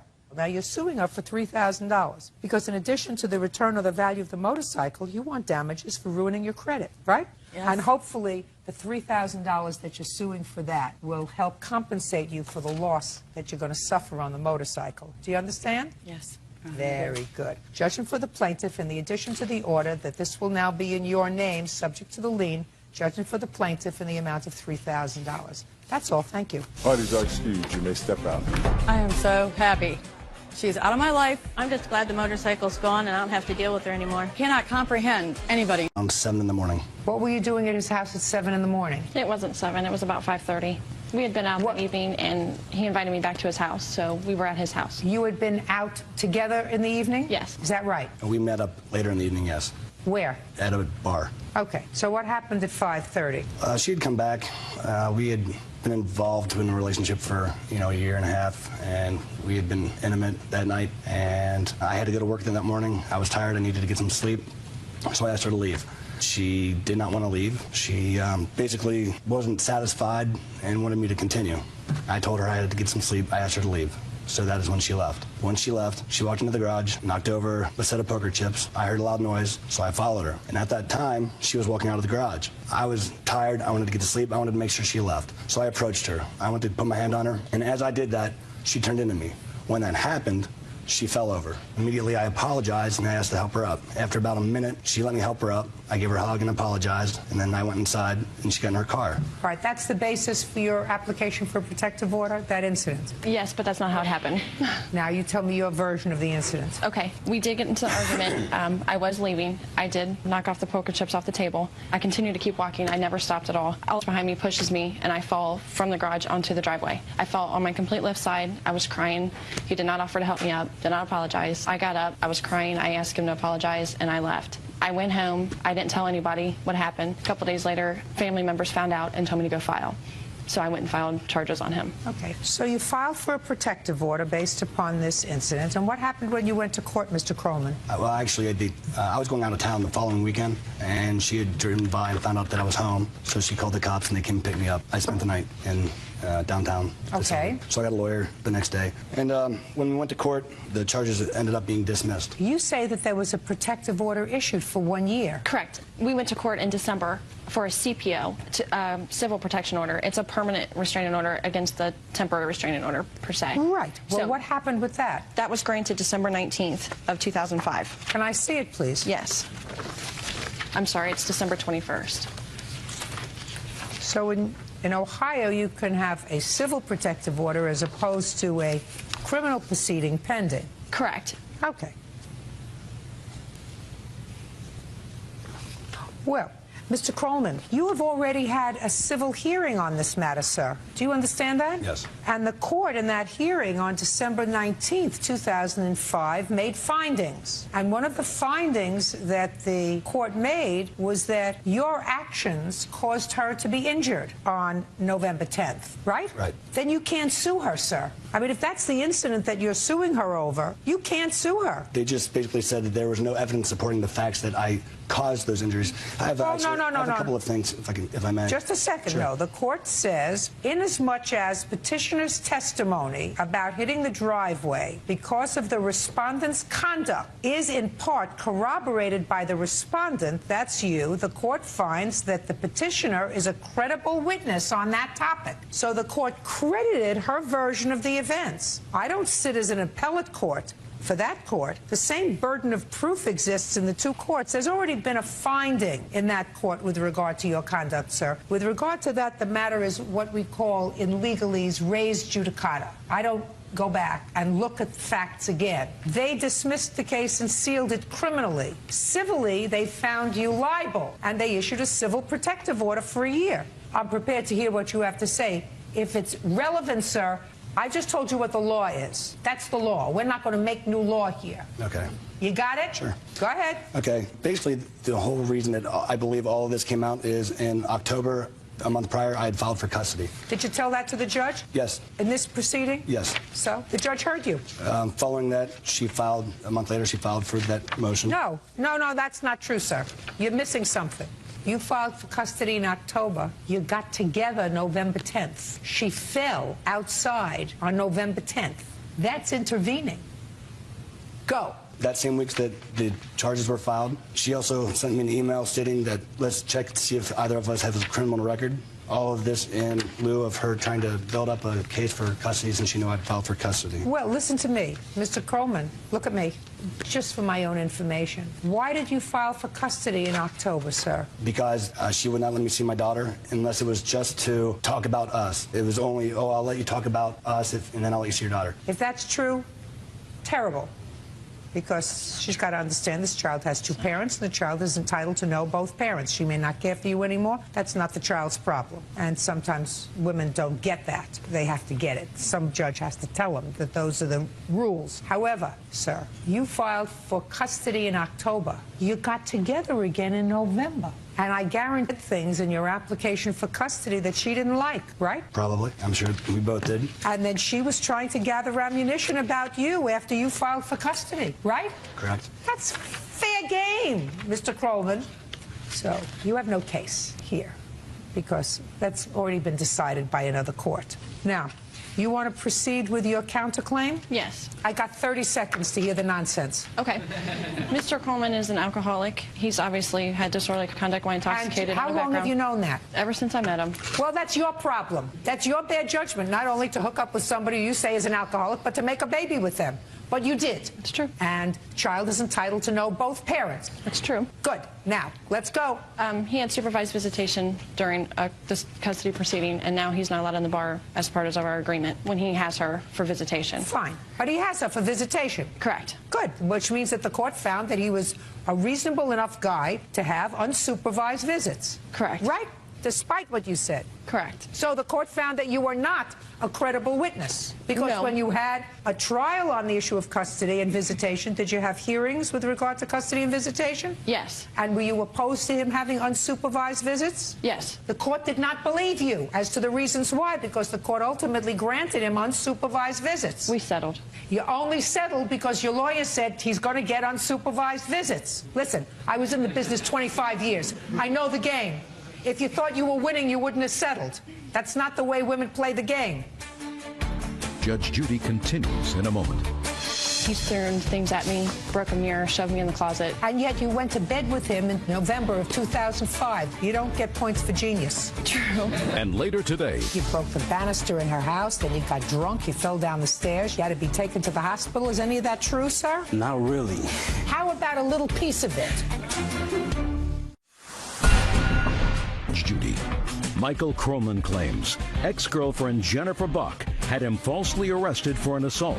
Jennifer is countersuing for emotional distress and harassment. What else? He harasses me. I had the restraining order, and this is the stack of emails he has sent me through then. I've caught him following me to the doctor's office where I take my daughter. He continues to sue me regardless of what's happening. I have 4 pending court cases outside of this court. What are the 4 pending court cases? He sued me for money when we were together. His mother's suing me for money. Did his mother give you money? Yeah, she paid a couple car payments for me. So his mother gave you money?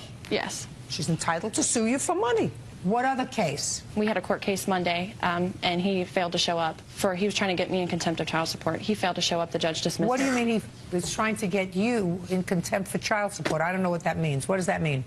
We share medical bills, basically, so she hasn't paid me half the medical bills, so I took it to court. Have you paid the medical bills you're supposed to? Yes. You have? Yes. Oh, well, then I assumed that the case would be dismissed, and probably with prejudice. He wanted medical payments up until the time she was born. So since we were together up until she was 9 months old, the judge didn't see that was appropriate. Keep going. What are the other lawsuits? You said 4. Right. So we had the court case on Monday, the 2 lawsuits that his mother and him have against me, and then we have another one objecting an administrative hearing where I get to claim her on tax exemptions every year. Okay. How much do you pay for child support? I was paying $204 every 2 weeks. And who do you live with? I live by myself with my daughter. And you work? Yes. Who pays for daycare? I do. Solely? Yes. What does it cost you for daycare? $380 a month. Well, Mr. Coleman, if I were judge hearing the case and you were paying $100 a week support and she's paying for daycare, I wouldn't let you claim the child as a... I'm just telling you, that's gratuitous advice. If she's paying $380 for child care a month and she lives by herself with her child and half of all of the expenses are attributed to the child, then your $100 a week doesn't cut it for 50% of support. So I would just gratuitously give up on that one. Listen, the fact that you don't like each other anymore is unfortunate. If you liked each other, you'd still be together. You did a very dumb thing in making a child together. You picked a guy who you say is an alcoholic. Not too swift, but he's yours, and he's your daughter's, and he's entitled to see her, and she's the mother of your child, and she's with her a lot, Mr. Kroman. And if you were a nice guy, you wouldn't want to stress out the person whose primary responsibility it is to take care of your child. Do you understand that? Yes. If you do that, it's just vindictive, not smart, and certainly not in your daughter's best interest. I'm just telling you, just not smart. It's petty and stupid. The fact that she filed for this protective order, nonsense. It was nonsense. I know what happened. She went like this. She didn't accidentally dump both your poker chips. She went like that. She was angry. She knows it. I know it. She knows that I know it. That doesn't give you license to push her, which you did. Does it require a protective order? Were there other acts of violence in your relationship? I don't know the answer to that question. It's over. Put a period. Move on positively. You have to live together for the next 16 years. They can either be happy 16 years or miserable 16 years. Your child is 2, right? Right. It's up to you. You're both young people. You have a chance to move on and be happy. Can I add something, Your Honor? Yes. Because of things that have happened in the past, that was the first time that I've filed anything. I've called the cops several times. He's taken my daughter. I've had to call the cops to get her back from his mother. He's thrown things at me, broke a mirror, shoved me in the closet. I had to call the cops when we went on vacation. Was this all before November of Yes, 2005? Yes, it was. And yet you went to bed with him in November of 2005. You met him up at a bar. Nobody grabbed you and brought you back to the house, right? True. Okay. You don't get points for genius. True. Goodbye. True. Parties are Cases are excused. dismissed. You may step out. I hope that she can get over the petty drama. I hope he can get out of the bar, stop drinking. And she can actually set a good example and be a good role model for her daughter. Be a All parties in the matter of Harris versus Boswell. Step forward. 56-year-old Candace Harris is suing her ex-boyfriend, 32-year-old Frank Boswell, for an unpaid loan and for trading in a Camaro that didn't belong to him. Candace claims Frank is a scammer. Ms. Harris, you met the defendant online. Is that how you met him? Correct, Your Honor. And according to what I read, you began a relationship with him, and at some point, according to you, you let him borrow a car that you had that you weren't using. Correct. And he had the car for many months. The relationship soured. You went to get the car and found out that Mr. Boswell had forged your name to the title of the car and either sold or traded it in for something else. That's correct. You also claim that you loaned him some money before this in 2005, and I'm telling you right now, Ms. Harris, I'm not entertaining that. Because according to what you said in your complaint, you sent him this money with the understanding that when he got back on his feet, he would pay you back. Correct. That's what you said. Mr. Boswell is going to tell me he never got back on his feet. That's not a loan. It has to be objective, not subjective. Mr. Boswell will tell some people he's on his feet and tell other people that he's not on his feet. You have children, sir? Yes, I do. How many? One. That child live with you? No. You pay child support? Yes, I do. You pay as much as the mother of that child wants? No. Right. Because you're not really on your feet. See what I mean? Things are very predictable in this life. I could have written this script before I even asked him a question. Now, when did you let Mr. Boswell borrow your car? He came to see me on September 29th in 2005. It was at my house for many months being unused. So you let Mr. Boswell borrow it. What was the arrangement? The arrangement was that he would use my car. He was trying to get his career started in music, rap business, and it would be a nice car for him to drive with a little bit more prestige maybe than what the vans he had. And we never discussed when I would get it back. However, in March... After he got on his feet. Yes. In March, I discovered there was other women involved in his life besides me who were also helping him out financially till he got on his feet. I could have also told you that. Yes, ma'am. And it escalated to the point where more and more women started showing up. On June 20th was when he sold the car. I have the documents here that show Now, it was... Mr. Boswell, how much did you sell the car for, sir? I actually didn't sell the car. I traded the car. How much did they give you for it? They just traded me another car straight across. Really? Yeah, But you forged her name to the title. I did that. You can't do that, Mr. Boswell. Why would someone give me a car and give me the title if they loaned it to me? Who paid for the insurance? She did. And whose name was the insurance in? Isn't it hers? You got my message? It's her car. If she meant to pass title to you, she would have signed the title over to you, and then you would have insured the car in your name. Then why, Now! Then why did she give me the title in the Are first you place? asking me a question, smarty pants? Yes, Don't you I am. ask me a question, sir. I ask the questions, you give the answers. I want to tell you, you may find a lot of women that find you attractive. I am not one of them. No. I can dig that. I'm glad you can. What kind of car do you have now?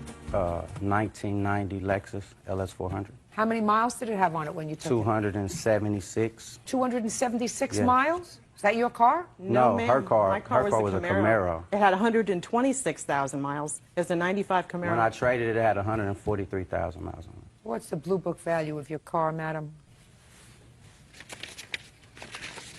It is, Your Honor. It's $4,025. Is that in good, fair? That's the medium. It's in the good. Now, Miss Harris, you seem like an intelligent lady. I would hope so. You know the old saying, if it walks like a duck and quacks like a duck, it's a duck?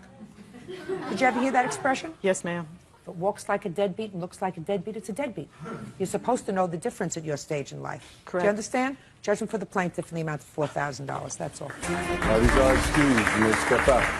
I just feel like, you know what I'm saying, it was a misunderstanding. I found out that there were other women in other states. Some ex-girlfriends of mine got online and emailed her. There's one in Nevada, there's one in California. And told her things about me that put questions in her mind. There's one in Indiana, Tennessee, Texas. They basically hating the player and not the game. We're all still actively seeing Mr. Boswell as their exclusive. You know, they ain't really respecting the game, so that...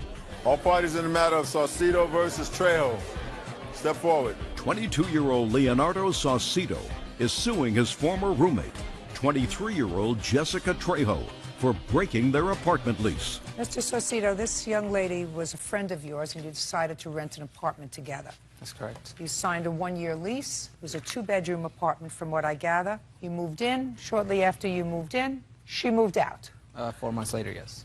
And you were able to, it cost you several $1,000s, and you believe that because she moved out without any good cause, that she should be responsible for the early termination fees on the lease. That's correct. I've tried and tried to find the defense that is in Ms. Trejo's answer, and the best I can figure out is you were playing your radio too loud.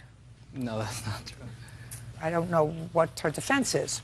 When did you move into this apartment, Mr. Saucedo?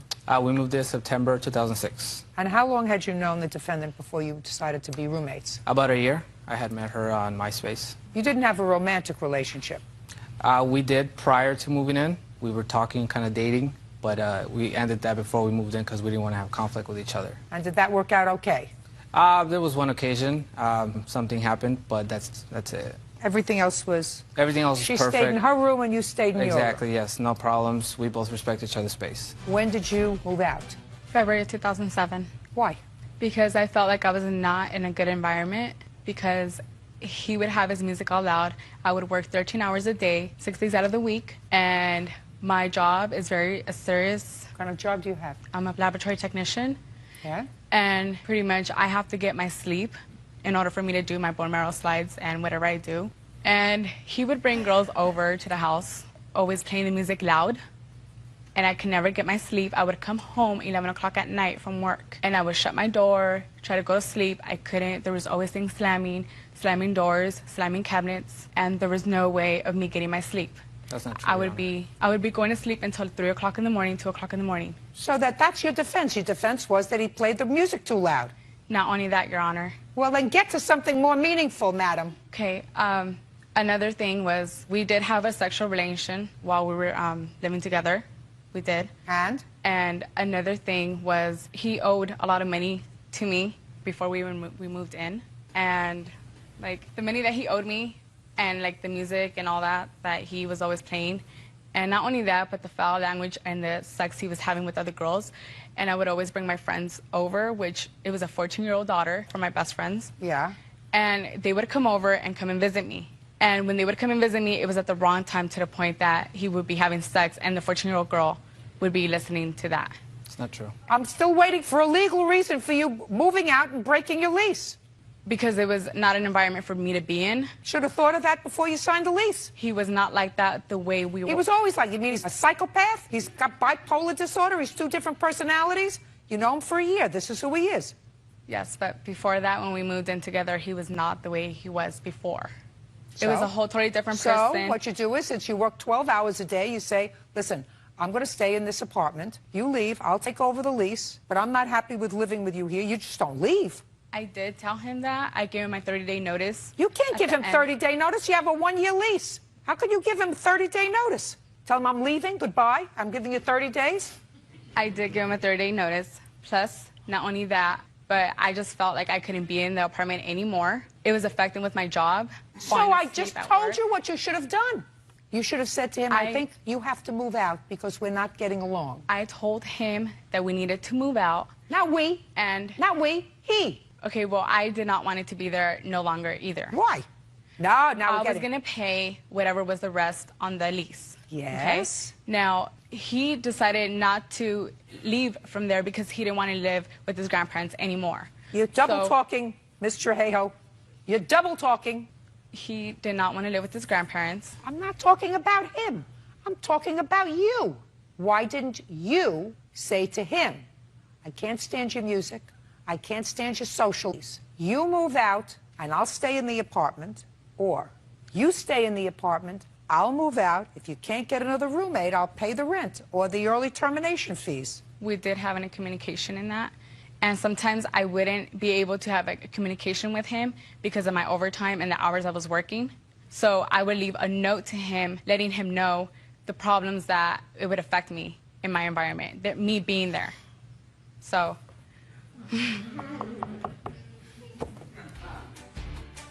You can't act like a baby. You can't pack up your suitcase and leave when you have a lease, when you have an obligation. Do you understand that? I understand. Where did you go when you left him? I had went back. I don't want you to think about where you went. I want you to just tell me where you went. To my mom's house. That's an answer. And are you still there? Yes, I am. And you don't pay rent? Yes, I do. How much rent do you pay? $500. I don't believe you. How's that? I don't believe you. I think that you're a slick talker. But I think you did the wrong thing with regard to this young man. You have no valid reason that you moved out of that apartment. None. The radio was too loud? Tell him to turn the radio down. You wrote him letters? Let me see the letters. I assume you kept a copy. No, I didn't. Well, of course not, because it's a lot of baloney. You don't like him having women in the apartment? That was your arrangement. Your arrangement was you were moving in as friends. That's why you moved into a 2-bedroom apartment instead of a 1-bedroom apartment. How much did you pay in fees to terminate the lease? In total, I paid $4,145, but I'm only suing for $3,080 because I'm paying for my half of the rent for the 2 months. Let me see your figures, please. How many months did you stay there, Mr. Saucedo, after she moved out? The first week of March was my last week there. And where did you go? Back to my grandma's house. How old are you? 22. And you? 23. That's where you belong. Judging for the plaintiff in the amount of $3,080. That's all. Step out. All you guys excused. You may step out. It's unfortunate I had to come down to this, but I mean, I have to get my money back. I just feel like it was kind of unfair at the same time. Things happen in life that nobody has answers to, and this is one of the unfortunate things that happens. I pretty much gave him whatever he wanted. We're both young, people. We were single. Pretty much almost like taking care of him, but I guess that wasn't enough. 23-year-old Missy LaBeouf wants her party guest, Chris Corlett, to pay for the door he kicked in after his brother Matt was kicked unconscious at her party. Order, all rise. Your Honor, this is number 71 on the calendar in the matter of LaBeouf versus Corlett. Thank you, sir. Welcome. Judges, parties have been sworn in. You may be seated. Have a seat, sir. You know the defendant. You had a birthday party. You say he broke your door, the door to your house. Tell me about it. I had a birthday party, a dual fiesta party. It was. What is that? What's a dual fiesta party? Meaning two people threw it. My friend and I threw it. For yourselves? Yes, for ourselves. It wasn't just a regular party. We rented a tent. We had a band. We had an open bar, food.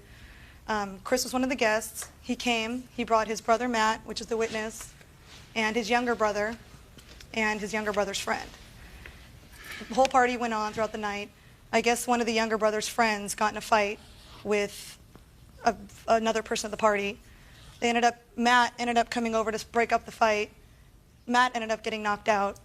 Chris came running over, saw Matt knocked out, turned to me and said, "Call 911." And I looked over at Matt. I did not see him in the shape of 911 emergency. And I said, "What do you "No." mean you didn't see him in the shape of 911 emergency? He was getting up. He was standing up. But he had been knocked to the ground? I believe so. What do you mean you believe so? If he was getting up, he had to be on the ground. Well, yeah, he was getting up off the ground. Right. So his brother came over and said, "Call 911." Mm-hmm. Because someone had just assaulted his younger brother. Yes. And what did you do? I said, "Why don't you take him to the hospital that's about a mile down the street?" Chris ignored me, went over to my front door, kicked down my front door, went in, called 911, came back out, grabbed his brother's friends, whom, by the way, were underage, the people that he brought to the party, and was allowing them to drink. No, you were allowing them to drink. If it was Well, I in didn't your know who house. they were. Chris brought them. They were actually uninvited guests. Then you should have told them to leave. I didn't know. There was a lot of people at the party. Chris ended up leaving the party before 911 had got there. 911 arrived. I had to explain to 911 why there was no victim on the scene. They were telling me they were going to charge me and they would let it go this time.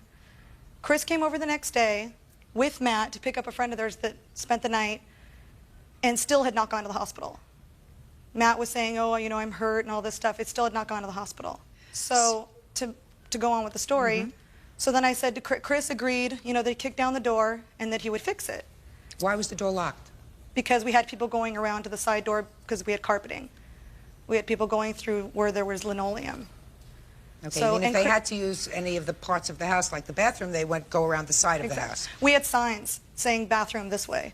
So, is how she related the story pretty much the way it happened? Well, it's colorful, but it's highly inaccurate. I'm here to listen. Well, I don't know where to begin. I saw my Don't brother... begin at the flood. Just begin at the time you saw your brother assaulted. I saw my brother assaulted out of the corner of my eye, and he was hit in the head with the gentleman's fist, and then kicked in the head. You mean when he was down? When he was down, he was kicked in the head. In fact, he had a CAT scan. I mean, he was unconscious for what I considered a long period of time. Even a minute is a lot. I ran over to him. Miss LaBeouf, like she said, was there. I did ask her to call 911. She said, just give him a minute, he'll be fine. And he was unconscious, completely unconscious. I asked her again to call 911. She would do nothing, so I ran to the front door, which was the closest door to where the incident took place, and it was locked. And I kicked the door in, and I dialed 911. And I have a police report here that documents exactly what I did. Why didn't you wait for the police, sir? When I came back to my brother, Missy was still there. He slowly regained consciousness, and I asked him, I said, Matt, what can I do for you? I mean, I've never been so scared in my life. I mean, and he said, just get me out of here, just get me out of here. We didn't know who this guy was. We'd never met him. We'd never even seen him. We didn't know if he had 10 friends there. You're Matt. Yes. Step up, sir. How did this incident begin?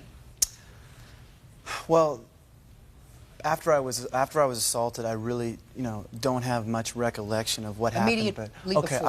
I was talking to one of my friends who was also a guest at the party, and like Missy said, there had been an altercation earlier in the night with this young man that was at the party, and I remember that they had exchanged words, and there was a fight ready to be broken out. So I turned around with actually like this, because I was talking to another young lady, and I said, excuse me, and I said, you know what, we don't want to fight. I said, we're here for a birthday party.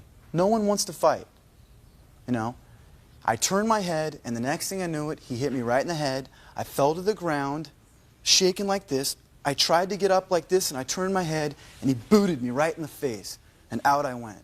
And after that, that's really what happened. Since February 28th, there's been a Class 1 felony assault with a deadly weapon out for this gentleman's arrest. What they're forgetting to tell you also is Chris was allegedly trying to blackmail me to find out this person's name for him, or else he said he wouldn't fix my door. It would seem to me that since this incident occurred in your home and one of your invited guests was assaulted, you would want to be as cooperative as possible and find out the name of the person. Yeah. Why did it require this kind of blackmail in order to get you to get out there and get this name for them? It didn't require anything. They were making a mountain out of a molehill out of this whole situation. That's not a mountain out of a molehill, madam. He could have been killed. I want to explain something to you. If somebody had come up to you, just you, at your birthday party, punched you in the face, and then kicked you in the head, I guarantee you wouldn't be standing there saying to me, he's making a mountain out of a molehill. Your Honor, Shut up! Oh, I'm sorry. Listen, when it looks as if you're winning, you're supposed to shut up. Judge Judy continues in a moment. The whole thing is they were drinking all night long. It was 2:30 in the morning, and they really didn't know what they were doing. Real cases, real people. Judge Judy. Chris Corlett says that he had no choice but to kick Missy LaBeouf's door down at Missy's party. Miss LaBeouf, I have a couple of questions for you. My sense is that I'm not getting a full story from you with regard to his condition at the time he asked you to call 911. Because common sense would tell me that you were having a birthday party, and the prospect of having the police arrive because of an emergency was not something that you relished. So I doubt whether he was as in good shape as you suggest he was when this young man asked you to call 911? No, that had nothing to do with it. The party, it was 2:30 already. The party had been going all night long. I cared more about my friend. I've known Matt since 8th grade. I went to homecoming with him my freshman year. So why didn't you just go inside and call 911? I would have, but Chris was completely irate and drunk and overreacting. If Chris said, Missy, go in and call 911, and I looked over and I saw Matt in a completely knocked out condition, I would have. Matt was getting up. First of all, you can ask my witness. He said that he was punched in the face and kicked in the head, and he has no recollection of anything after that. Then why did Matt go to the hospital that night is what I want to know. When did you go to the hospital, sir? I went to the hospital the next morning, right after I left Missy's house. First I went to the hospital, and then I went over to the sheriff's station, and I filed a report. And my doctor in urgent care in Glendale said that I was very, very lucky to be alive. Don't tell me what your doctor said. I'm just... But that's when you went to the doctor the next day. Ms. LaBeouf, don't you believe you have any responsibility towards his injuries? No, because I don't feel that I started the fight. The fight, it took place in your home. It took place in your home. You know who started the fight? The minors that they brought to the party. When you have a party in your home, you almost act as an insurer for the guests. You understand that? Yes. Well, you know, I assume that you haven't sued Miss LaBeouf for the injuries that you sustained. Not yet, Your Honor. Well, how do you feel about this door? You know, as Missy said, initially I felt badly about the door. We have been friends for a long time. Mm-hmm. Then, as I had time to think about it, I thought, why am I fixing this door? I did what I would have done the same for you or her or anyone else. And if it had been Missy who'd been laying in the bushes and I'd kicked the front door in to call 911, there's no way she would have sued me. If I'd been at someone else's house, and I had no choice to do it, and if I had it to do over again, I'd do it 100 times. I'd kick 10 doors in. That's what I had to do. Ethically and morally, if not legally, I felt I was obligated to do it. And if that's wrong, I don't want to be right. Judge Judy continues in a moment.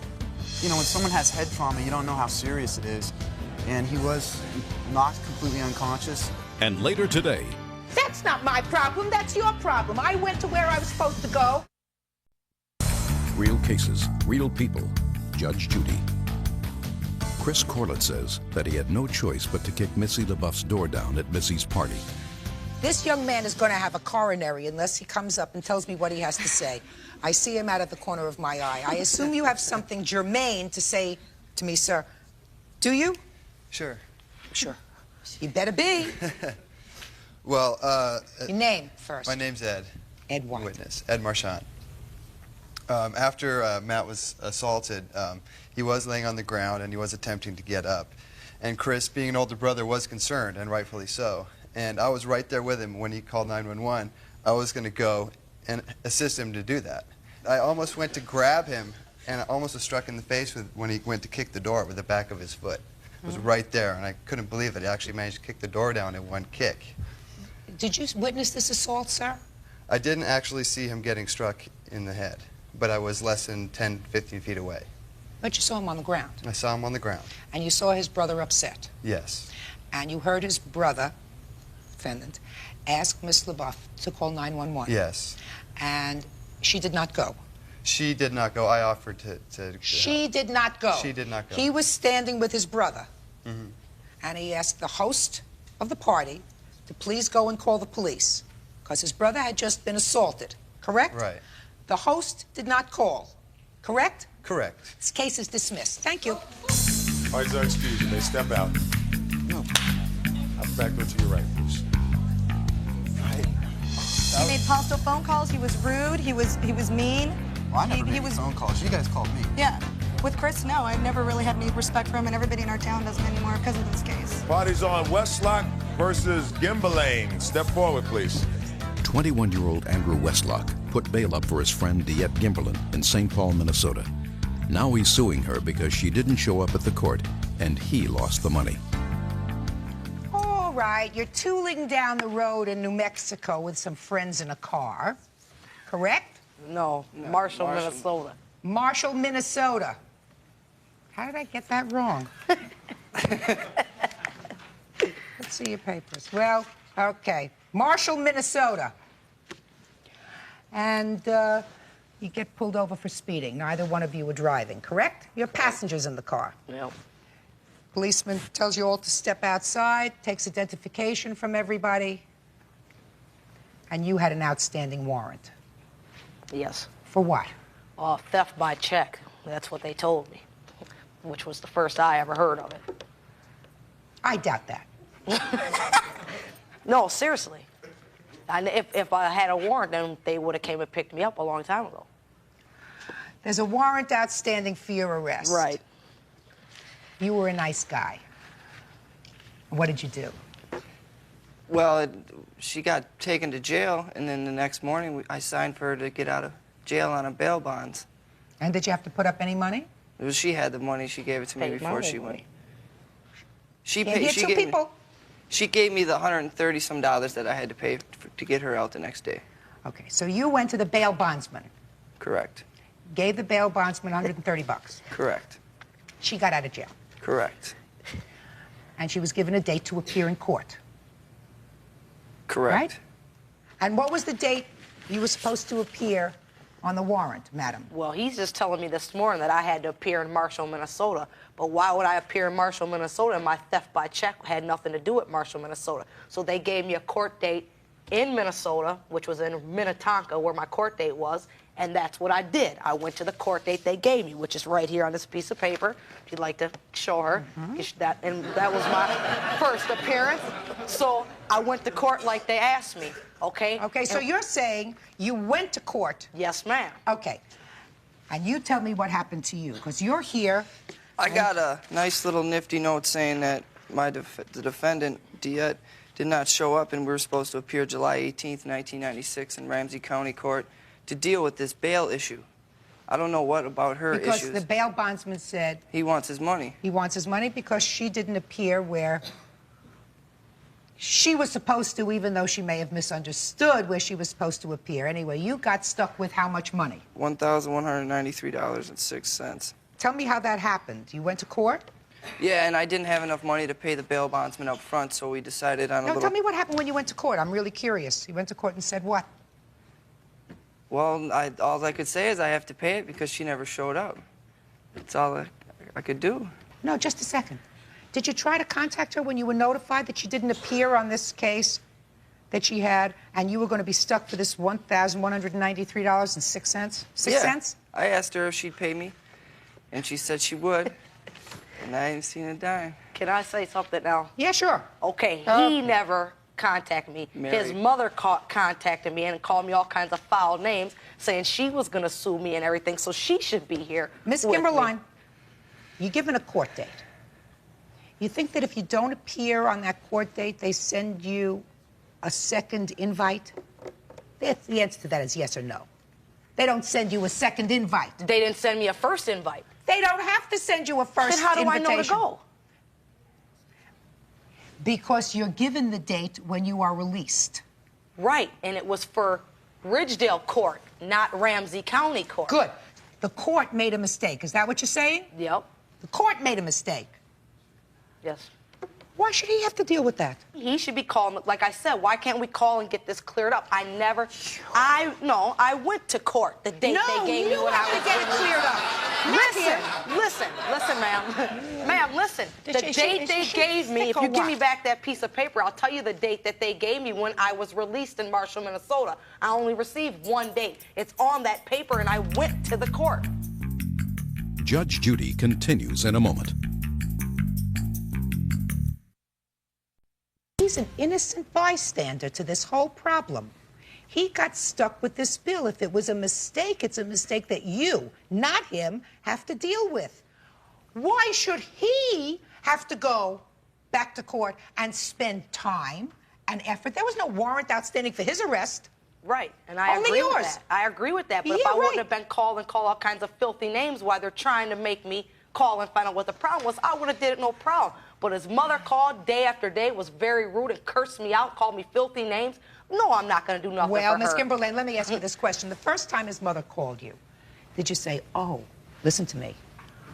Did you say, oh, I'm really sorry, there was really a mistake. I was supposed to be there. I will immediately, first thing tomorrow, get on the stick and go and find out what happened, because you surely shouldn't be out this money? Or did you say something like this? That's not my problem, that's your problem. I went to where I was supposed to go. What did you say to his mother when she called? I asked the lady, well, what do you mean, why didn't I go to court? I said, I did go to court. She said, well, you didn't go to court on the 18th. I said, well, I don't have a court date for the 18th. And that's as far as it got. Then she got nasty, I got nasty. Just a second. Just a second. Did you say to her, well, there must be some sort of a problem, and I will take care of it, because your son certainly shouldn't be out this money. He wasn't at fault. The court may have been at fault. Maybe I was at fault. I will certainly take care of it. Did you say that? No, I didn't say that. Well, that's what you should have said, so I can understand it if his mother got really annoyed. Because this young man is a very mild-mannered young man. I'm surprised he's not here hooting and hollering. I mean, he went to court and he said, they said to him, you owe $1,100. And he said, okay, where do I pay? Give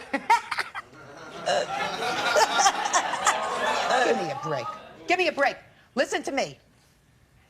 You get into high gear, take a couple of vitamins, get down to the court and try to work this out, because it's going to cost you $1,193.06. That's what you owe him. And then you take care of your problem with the court, because it's not his problem, it's yours. Judgment in this case is for the plaintiff in the amount of $1,193.06. Thank you. All right, as I excuse, you may step out. I'll be back to you. And on the next Judge Judy. If they would have said that, I would have went. But they never, ever told me. Even the guy, we sat there and BS with us in that hotel room. If I was supposed to go back to court all the way to Marshall, Minnesota, then he should have told me that then while he was up in there trying to smoke up my cigarettes and be my friend. So forget it. It's done and over with. Fine. hear you.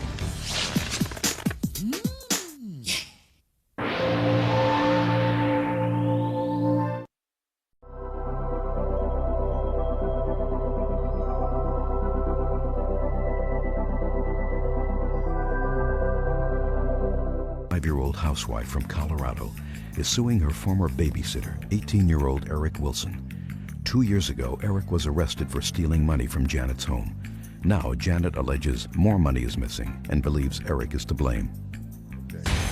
Order, all rise.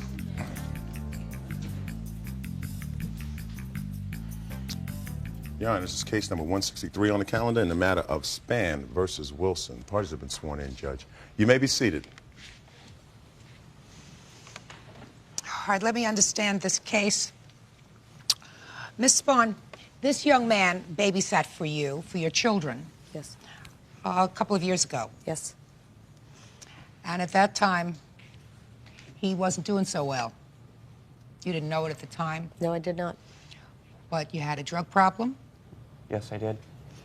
And you had been involved in a series of criminal activity that you're not correct. proud of now, I understand. That is correct. You're his mother? Yes, I am. While he was babysitting for you, he stole some money. Yes, he did. And he was arrested and prosecuted. Correct. What was your sentence?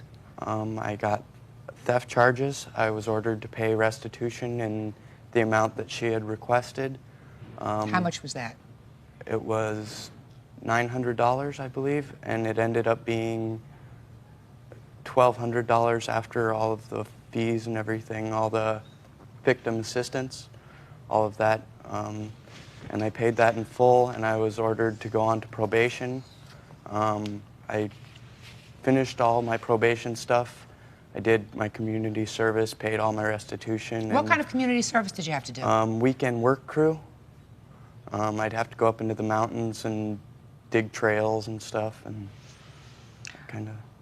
And according to your complaint, Ms. Spahn, you found out that there was more money taken that was originally either reported or somehow the paperwork, the police paperwork, Yes. Was lost. It was not in the actual record, the original record, this is the original report, and this is the second report, which we did file within the statute of limitations, that showed the additional $900 was missing. Now, it was $1,100 originally, which we were paid the restitution after, the balance was paid, and this is the additional $900 that was missing, which is what I am here for. Mm-hmm. Your neighbors? Yes. Miss Spahn, if I find out that what this young man says in his answer is true, this is a sympathetic case on both sides. Because what this young man says, and his mother seems to confirm, is that in the last 2 years he has, in fact, turned himself around. Drug-free? To a point, yes. What do you mean to a point? I've been working on it. I have been clean for about a month now. What kind of drugs were you using? Marijuana and alcohol. You can't just work on that, sir. Yeah. You have to, after 2 years. I know. Stop. It does take time, and it's kind of hard. It's Well- a difficult thing to do, and with the right people around me and the right kind of stuff in my head and not hanging around the bad crowd, I think I can do it. Did you get your GED? Yes, I did. That says that you did here and that you scored rather well. Yes, I did. Have you been arrested in the last 2 years? No. Since this incident? You seem to say, the Yes, he smile was. on your face suggests to me that you know he's been arrested Yes, since. he was. The officers actually called me at home.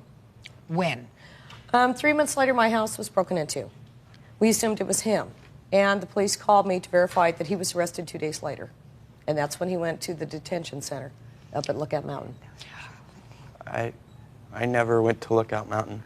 I did go to a detention center for a shoplifting charge, Mount View Detention Center. Let's talk about the last year. Okay. Have you been arrested in the last year? No. You had to hesitate for a minute. Well, I wasn't quite sure. I haven't been arrested. I haven't gone to jail or anything, no. Well, I didn't ask you whether I you went did to get a jail. I asked you ticket. whether you were arrested. I did get a ticket. What kind of ticket? Underage drinking. Ms. Spahn, why is it, first, that that second amount of money, that $900, was not originally reported? That was up to the sheriff that made the report out, and it explains it all here in this report. Let me take a look at it. Showing that the original $900 that was originally stolen was never made it onto this report. And that states it there. How old are your children? Almost 7, and the other one is 4.5. So they were 2 and 5 when he babysat for you? Actually, yes, around there. Did he take good care of them? Do I? Of course. Did he take good care of them? No. But you used him as a babysitter frequently? 4 times. And you were dissatisfied the first, second, and third time? The third time. And that's when we had found out that money started disappearing out of the house. I came home, my son had a bloody nose, he was in bed, he had blood all over his face and everything, and he had just left him. Obviously, he was going through my house at the time, rummaging through everything that I owned. You want to tell me about taking the money from her house? Well, I was with my cousin, which was unmentioned to this point so far. He lived in Tennessee at the time, and I actually was not taking part in the theft of the money. What do you mean you weren't? Listen to me, Mr. Wilson, I want to know. It's very important that when you answer questions that I pose to you, that you tell me the truth. Right, I understand. You understand that? Yes. I don't want to hear excuses. I don't want to hear nonsense. I don't want to hear that you didn't take part in it. If your cousin was with you and you saw him take the money, and the reason he had access to her house is because you were there, then you're responsible. Do you understand? Yes. Is that the kind of excuse you were going to make to me? No, not exactly. Well, then I'll hear your excuse. It's okay. I guess I'll just say I took it. Judge Judy continues in a moment. I drive by their Keep your kids house. and your dogs off I drive our by their yard. house, and their little kids flip me off. Real cases, real people. Judge Judy. Janet Spahn claims her former babysitter, Eric Wilson, stole a large amount of cash from her house and wants him to fess up and pay her back. Well, I'm being very serious with you. If your cousin was with you from Tennessee, which is what you say here, and that you took the rap for him. I did. But your cousin had access to her home through you. Yes, she agreed. She agreed that my cousin could be with me when we were babysitting. She did agree to it. And when I got back the next day and when I found out the next morning that money was missing, I asked him, and we had gone shopping that night, and he had said he had some money left over. Let's go have a good time, you know. I didn't know it was stolen from her house. But it had been stolen over a period of several days, not just one day. How many days was your cousin at the house with you? I believe he did go twice with me. Mm-hmm. You paid the restitution yourself. Did you ever try to get any money from your cousin? No. Why not? Well, when my grandfather had died, my aunt and uncle, we were out playing basketball and stuff, and my uncle actually kind of assaulted me, so we haven't spoken to them since. Mm-hmm. Okay. But you asked that your cousin could accompany you in this babysitting job, and she gave permission. Yes. So your cousin did have access to her home through you. Correct. All right. Now, she says that there's an additional $900. Why did you keep so much cash in the house? We had just sold a 1926 Model T in California here, and we had brought the cash home, and we had not deposited into the bank yet because we were having a carpenter come in to redo our basement. So he wanted to be paid cash, and it had only been 1 week that we had had the cash in the house. Was the cash kept all in one place? Yes, it was. It was in a sock rolled up in a locked bedroom behind a bed. So how come you didn't know at one time how much was missing? We knew that some money was disappearing. My husband was accusing me, and I didn't know where the money was at the time. What do you mean, missing from the sock? Yes, a little bit at a time. And then we put 2 and 2 together, and we had set up some tape in the bedroom door. So when the door had been opened and unlocked, that the tape would be stuck at the top of the door, which it was. He had entered the bedroom, and the sock was on the side of the bed with half the cash hanging out. That was the last night. That was when there was $1,100 taken out that was one day. He took $1,100 out. How much money in total was in the sock? $4,000 total. And how much was $2,000 ended up missing. $1,100 was retrieved through court and through the money that he had left. He had used credit cards out of my purse and everything else. Did you do that? No. Who did? I have no. I have a document right here. Of that. Let me see what you have. brought up a card. Yeah. It was done on the same day that he had stolen the $1,100. It was notarized and said that that somebody had tried to purchase video equipment, which is what he bought with our money when they retrieved it. Did you find your credit card? Oh, yes, I did. The credit card had not been activated yet. So that's why they notified us. So all these things happen within like a week. Okay. Now, I'd like you to tell me why you don't think that you should be responsible for this additional $900, which I believe was missing. Well, when she did originally say it, it did change. The amount of what was missing changed 3 different times. We told the judge this at the original trial or original hearing. I pled guilty to the charge. I paid my restitution in full. I paid what the judge ordered me to pay. I paid what she asked the judge to pay, the requested amount. I paid the requested amount. I got off of probation. I paid all my restitution. I filled my debt to society. I'm trying to get back on the straight and narrow, working hard. Okay. Mr. Wilson, this report suggests that there was some sort of a snafu in the police paperwork, that the money was reported missing, but somehow missed it when it was ultimately presented to the court. So we're faced with a situation where this lady is going to be out $900, which seems to be unfair. And on the other hand, you seem to suggest that you're trying to get your life back in order. And the fact that you've paid your debt to society, which is what you say, doesn't necessarily mean you've paid your entire debt to this lady, because she's still out an additional $900. I never saw that $900. Well, whether you saw it or not, if somebody took the money, it wasn't her 2-year-old, it wasn't her 4-year-old, you were involved with drugs and alcohol at the time. I don't know what your cousin was involved with, drugs and alcohol, or maybe he's just a thief. But either you or he, through you, because that's how he got access to her home, Correct. took her property. Somebody has to pay for that. Correct. There is something else in this complaint that, however, that bothers me, Ms. Spahn. Judge Judy continues in a moment. She threatens to kill us and tells us she will not leave us alone until we move.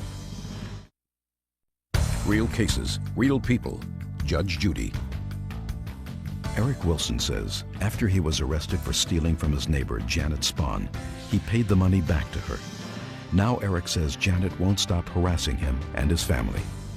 What bothers me is that you folks are neighbors, and there's a suggestion in the answer that there's a lot of hostility that's still going on now from your end. Your husband, you're angry, and you do things to certainly harass them. You have a boy and a girl? No, I don't. I have 2 sons. Miss Spahn, I assume that you let this young man babysit for you because you know his family, you know his mother. Did she always? No, I did not. Well, we had just moved here. We had just moved to Colorado at the time, and I had asked his mother, assuming that she would, think that, if her son had good intentions to watch my children, if he did not, that she would not let him babysit. But she did, and she knew what his intentions were.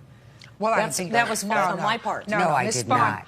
Miss Spahn, I don't think that this lady knew what her son's intentions were. I came over to their house and introduced myself, and they never even met my mother before I started babysitting.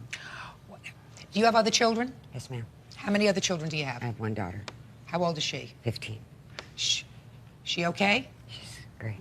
She after any trouble with drugs, alcohol, school? No, I think her brother's been a good example of a bad example, and she's everything against it because of that, whether that's good or bad. But she's very Christian and she's very straight. Does your husband live in the house with you? Oh, yes. Do you work? Yes, ma'am. What kind of work do you do? I run a bank. And what about your husband? He works for the school district. So, and you have a long work history? Have you been working for a long time?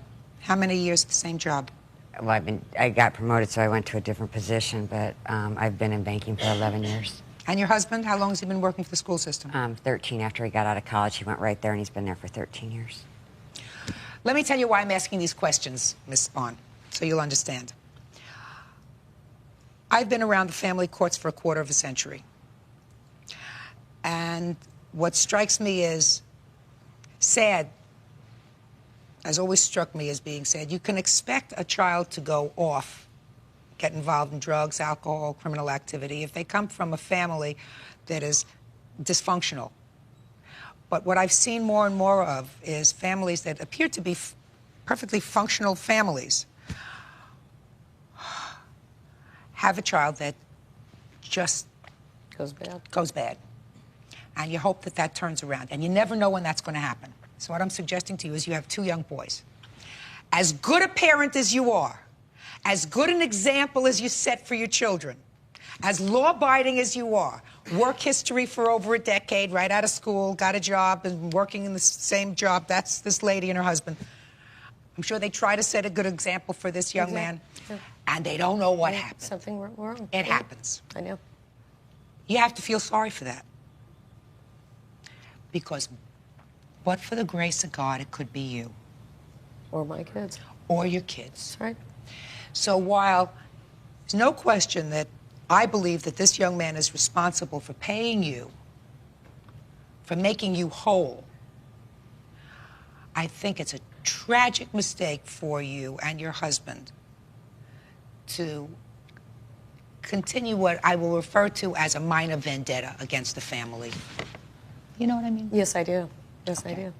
So this is a neighbor. This lady did not hope for the kind of problem that she's having with this boy.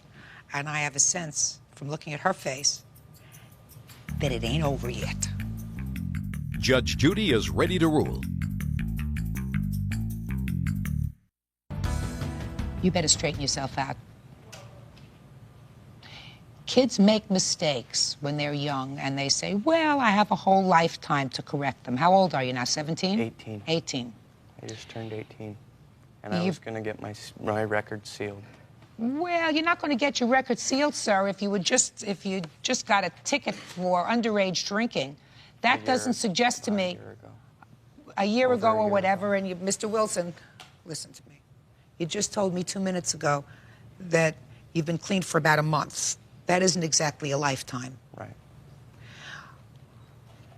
The mistakes you make when you're 15, 16, 17, and 18, sometimes you can't correct them because they create a lifelong habit. So you have choices that you have to make. And if you don't make responsible choices starting right now, sir, at age 18, you're going to suffer your whole life, and your mother's going to suffer her whole life, and your father's going to suffer his whole life. They ever do anything bad to you? No. Are they good parents? Very good. It's your responsibility now at age 18 to see to it that they have pleasure from you, not grief. Right. So you better start trying harder, much harder. All right, judgment in this case is for the plaintiff in the amount of $900. That's all. Parties are excused. You may step out. There you are, ma'am. Thank you. And on the next Judge Judy.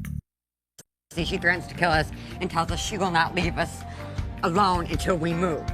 And I just can't keep going like this. She put a sign up on her tree, which I could take pictures of, and told me that she will shoot my son if she comes in his area. Don't you dare laugh at me because I have 3 boys. They called my father and told him that we have a security system She has and her a gun. little kids flip them off. They come near us again, That's we're great gonna treatment blow 'em for a away. 4-year-old. I drive by their house and their little kids flip me off. Excuse me. Yes. She's not out there because she's in the house so. getting high with her husband. She would not know. Enough is enough. It's settled. She has everything. All we want to do is be left alone. You know, Which that's all we want to will do. never happen until we move.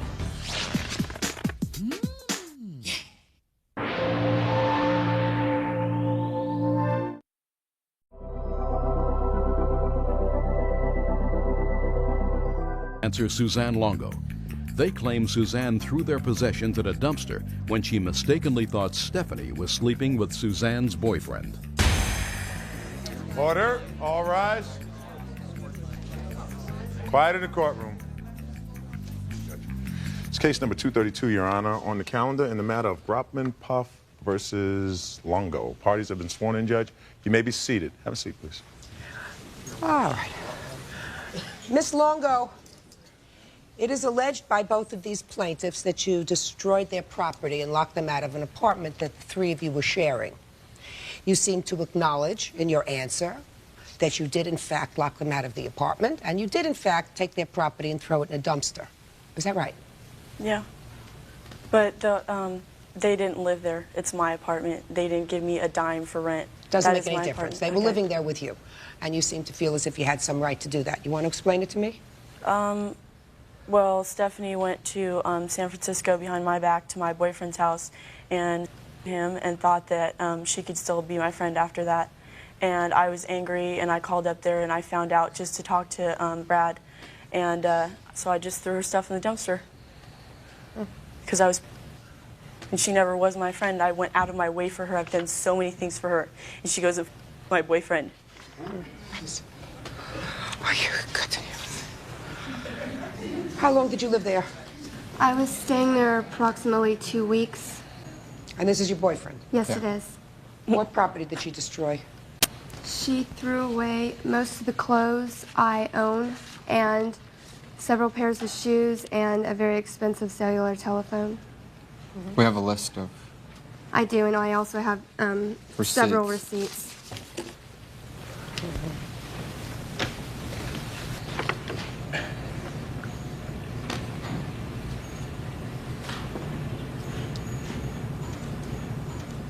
My God, I couldn't be so specific about what I had in my house as you are. How do you know that these were things that you had there? 6 pairs of socks? 15 pairs of panties? How do you know that? I'm sure there were more than 6 pairs of socks. I just estimated 6 pairs of socks. There's probably things that are missing that I can't remember. You had taken none of your property with you? I had several things with me. A bag. We just done 3 loads of laundry, and they were all at her house, not to mention a closet full of stuff hanging up that was inside of her home. Where were you when all this was going on, I was in Los Angeles with a friend, and she was in San Diego where we all live. And she was in San Francisco, I was in LA, and she had assumed that since she went to San Francisco without Suzanne, that she had done it maliciously to sleep with her boyfriend, when in all actuality she was heading to Reno and just got too tired on the trip and decided to stay in San Francisco. And they were going to stay at her witness's house, at her brother's house, and they couldn't wake him up, or that he wasn't home, so they decided to stay at this gentleman Brad's house, who she's referring to. They had stayed there 2 weeks previously, all three of them. And so they thought, hey, maybe we can stay there, because we were just there 2 weeks ago. Brad said no problem, and they stayed there. Can I say something? Yeah, sure. There was not a closet full of things, and they did not stay with me for 2 weeks straight. They stayed with me for 1 or 2 days at a time, and there was exactly 2 bags of clothes, and that is all. What about a phone? Oh, cellular phone. She said that you... I never saw a cellular phone. I never saw a cellular phone. Well, you were in pretty much of a rage. Yeah, I was. Huh? Yeah. Well, then you have to pay for it. It could have been in their stuff, and I could have, you know, thrown it away. It could have been in the bag already. There was some clothes hanging up, and there was clothes already in a bag, and I took the clothes that were hanging up and put them in another bag, and I took them and I chucked them in the dumpster because, you know. Miss Longo. Your Honor. Just a second, Miss Longo. You have to pay for that. You can't do that. I mean, you called your boyfriend's house. I know what I did legally was wrong. Okay. You called your boyfriend's house.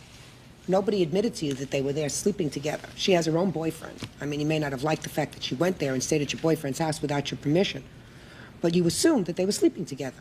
Nobody acknowledged that to you, did they? His roommate told me. I don't believe that. His name's Mark. I don't believe that. Why would anybody do that? Why would anybody stir up trouble? I don't understand why she went there behind my back. That's not the I don't issue. understand. That's not the issue. I mean, he gives a perfectly plausible explanation. The three of you had stayed there before. Is that right?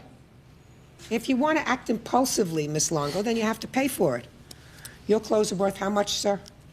Mine were in there about $4.91 or so. I had some well, that's shoes. not a lot. Women's clothes are usually much more expensive. He had like 2 shirts. Mm-hmm. That's about it. What clothes did you have there, sir? Liar. What clothes? I have them on the list. Tell me what clothes you had there. I don't recall. It's been 2 months. I had a dress shirt. I had a pair of Airwalk tennis shoes, a pair of flip-flops, a dress shirt that I had. We talked about the dress shirt twice. She's going to pay, but she's not going to provide you with a new wardrobe. No, I understand. All right, go ahead, keep going. And I had the battery for the cellular phone that I purchased. It's a StarTAC. It's one of those little tiny flip phones. Right, and how much was that? The battery is $225. The phone was $600. Phone was $600. Who spent $600? Who? I made really good money this year, so I bought her a phone. You bought her a $600 phone and paid $600 for it without a service contract? I work for the company. That's it. I work for GT MobileNet. I made $70,000 in 3 months. Just to say, that's not what I'm asking you, sir. There isn't a moron in this country that spends $600 for a phone without getting the phone for practically nothing, so that they can. So all you have to do is sign up for a couple of years worth of service, and then you don't spend $600 for a phone. Maybe you spend $200 for a phone. It was a $1,000 phone, and we got it reduced. It was one of the very small StarTAC cellular phones. You're right. You can get a very large phone for free. Not a very large. Okay, sir. you can get an okay-sized phone for free. I got her an extremely small telephone. Well, why didn't she take this extremely small telephone with her when she was traveling? I have a car phone, I Your also Honor. bought her a car phone that's mounted in her car. So she took that one because it had roaming capabilities to go into San Francisco. The little small one didn't, so there was no need to bring it. She didn't need 2 phones. I don't know if I believe you. I don't know if I believe that. Judge Judy continues in a moment. I think you need some more plastic surgery and another boob job. See, mine are real. And later today. So you called Child Protective Services, sir, because he was using vulgar language. Well, he was exposing himself to the girls, too. Real cases, real people. Judge Judy. 21-year-old dancer Suzanne Longo admits to throwing Stephanie Pop's clothing into a dumpster. Suzanne says she felt betrayed by her former friend when she thought Stephanie was sleeping with her boyfriend. I don't know if I believe this phone business. Clothes, I believe. Phone, I don't believe. Your Honor, can I? Yeah, sure. My witness, Ashley, she came to the apartment the night we left so I could pick up a few of my things. She was there. Step you can up. ask her. This one? Yes. This is Ashley. Yes. What do you know about the phone? Right, that you remember specifically that night. Look at me. She had the phone there. She put it in the bag with all the rest of her clothes. There's 3 bags of clothes in the living room. Where did she take the phone from? From the bedroom. I guess she had other stuff in the bedroom. I don't know. Just a minute. She took the phone from the bedroom and she put it in one of the bags that were in the living room? Mm-hmm. Huh? Yeah. What was the phone doing in the bedroom? I had my own closet in her room. Yeah. And we have the phone plugged in to charge it. Yeah. And I thought about taking the phone, and I thought, I don't think it'll work in there, so I put it in a bag of clothes to leave it. I took the things I had and we left. Ah, baloney. Baloney. The phone has been shut off. The phone number's been shut off effective July 30th when this happened. That's fine. Forget the phone. Forget the phone. It doesn't make sense to me that you take a phone out of a bedroom and unplug it where it's being charged and put it in a bag that's sitting in the living room and you're going away. It seems to me if you're going away for a couple of days and if your phone is in your bedroom, you leave it in the bedroom when it happens to be the most expensive thing. Listen, there isn't a question in my mind that you destroyed your property. This is not a windfall. Can I say one thing? What? She had exactly this much space in my closet. And this is how big it was, and this is where the 3 bags sat of clothes. That is all. She didn't have the whole closet. I had my stuff in the rest of the closet. She said the stuff was in the living room. She's a liar. She said the stuff was in the living room. Your Honor, I had clothes in the living room, and I had my own closet. She has 2 closets in her bedroom. One closet was mine, stories here? And one closet was hers. And we had just done laundry, so I had 3 bags of laundry in the living room. Okay. Aside from your 2 dress shirts, sorry, the 1 dress shirt, and then you said you had another dress shirt. You had 2 or 1 dress shirt? I believe there's 1 dress shirt there. Okay, so it's a 1 dress shirt, a pair of flip-flops, and sneakers. What else did you have? I don't recall. When I made up the list 2 months ago when we were trying to do this in August, so I don't. That's well, all that that's doesn't in my sound like memory. a lot of clothes from somebody who was living there full-time, sir. I wasn't living there full-time, ma'am. She was, and I had just spent the night there a couple of times when she was there. He had a pair of his jeans that I had bought him there, too. They're right. expensive jeans from Nordstrom's. Lucky's brand. Can I be reimbursed for rent since they were living there? No. Even though I don't remember her living there? Just a second. Did you have an agreement with them to pay rent? No, I let her stay there for 1 day then at you a don't. time. Then you had no contract with her to pay rent. She stayed there for exactly 5 days. Listen to me. You have to have an arrangement to pay rent, an agreement. And if she doesn't pay, then you have a lawsuit. Do you understand? Okay. Good. All right. Sir, you look like a very natty dresser, which means you're a very good dresser. So I'm going to say that you had 1 good shirt, 1 good pair of flip-flops, and a nice pair of jeans. You're going to get $200. Madam, yes. I looked over your whole list. May I say something, Your Honor? Sure.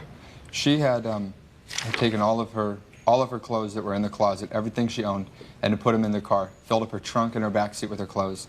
She had been tired of her clothes being in her car and living out of her car, so approximately 2 or 3 days before this had happened, she said, you know what, I'm tired of everything being wrinkled. Suzanne said, no problem, hang everything up. So she brought everything up, hung everything up. I took home the dirty laundry and brought it back. I'm telling you, please give me a break, this case. $200 for, what is your name, Mr. Puff? Grotman. You're Grotman. You're Puff? Yes, I am. Okay. You're going to get $2,000 to replace your wardrobe, madam, and you're getting $200 to replace your shirt and your dungarees and your flip-flops. That's all. Parties are excused. You may step out. I'll back over to you right. Quite frankly, I think she needs help. Your face still has craters in it. Why don't you get some plastic surgery? How about a nose job? And now the next case. Parties on Beckman versus Hunter. Step forward, please. 42-year-old service technician Gary Beckham is suing his neighbors Chris and Jamie Hunter, claiming their 3-year-old daughter Tiffany scratched his truck with a knife. The Hunters are countersuing Mr. Beckham for harassment. That is the villain? That is the villain, yes. Cute as him. However, according to your complaint, Mr. Beckman, this little girl over here is 3 years old, your daughter, took a knife or a sharp instrument and damaged your car. Correct. You don't deny that you did that. No, I do not. However, for some reason, you don't feel as if you're responsible for it. It's not that I don't feel responsible for it. The initial lawsuit that he filed was for $1,650 and for 5 days of a rent-a-car, which I felt was a little out of line. Okay. So it's not so much the issue of whether you are responsible, it's the amount he's suing for. This is correct, Your Honor. All right, so let's deal with that first. Sir, do you have the receipts for having the car fixed? Yes, I do, Your Honor. I'd like to see them, please.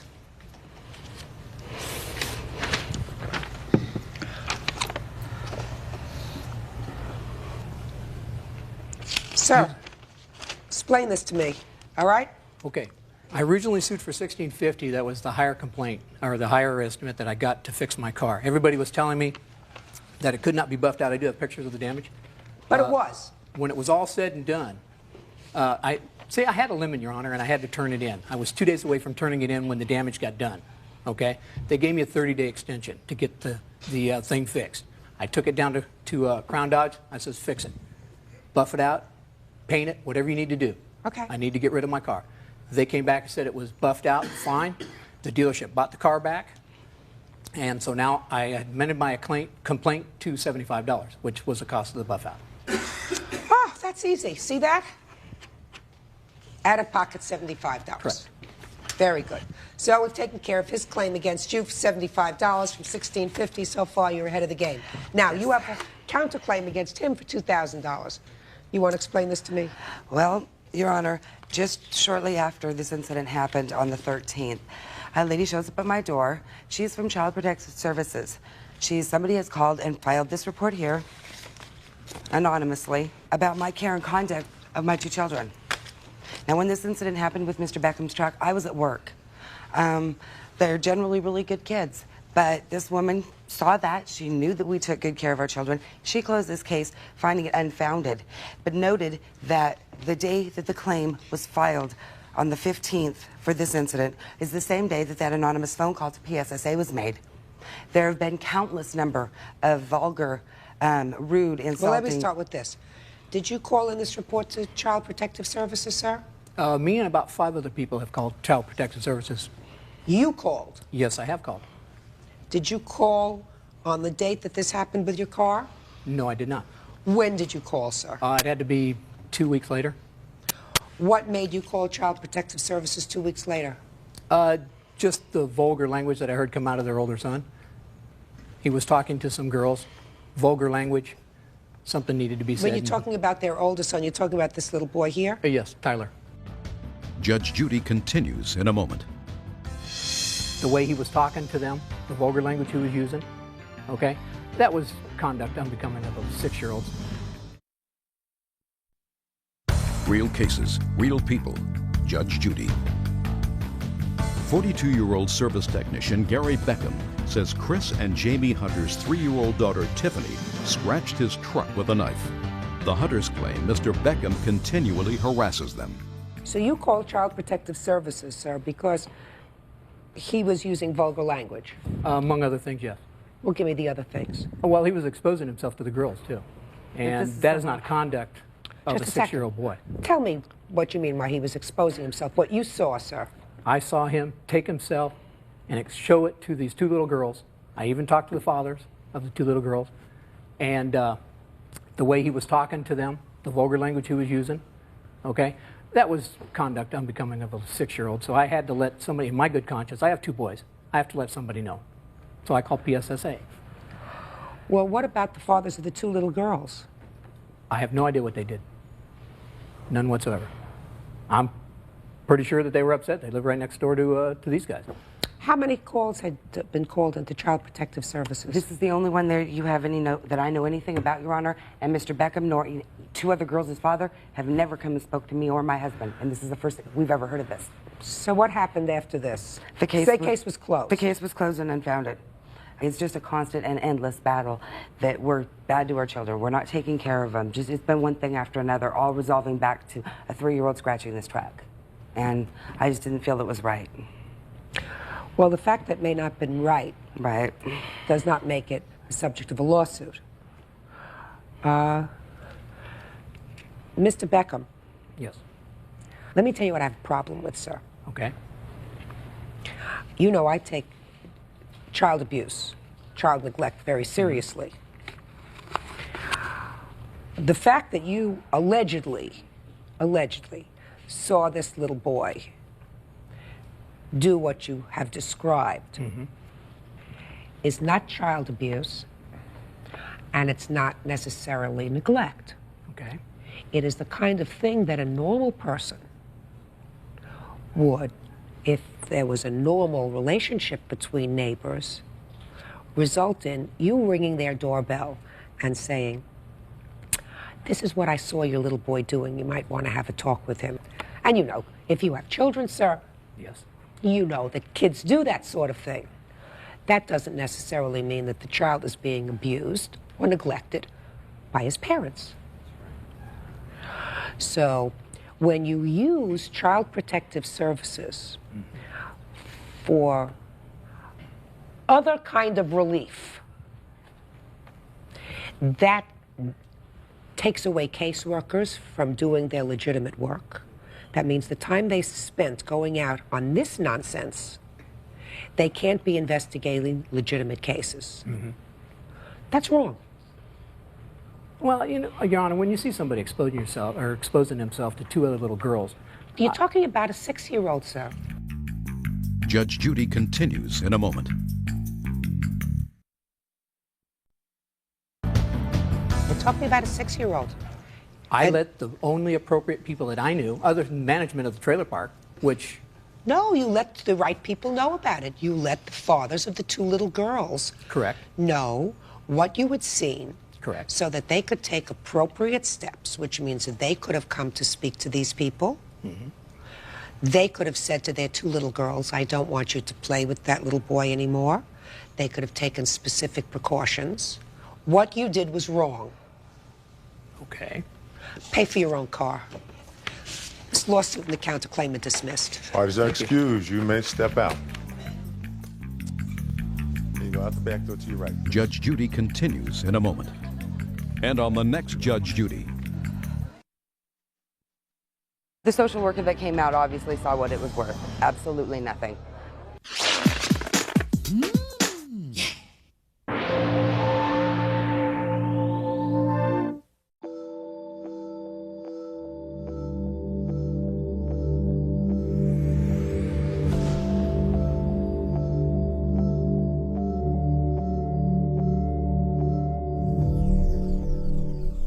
Rana Rojas for non-payment of babysitting services.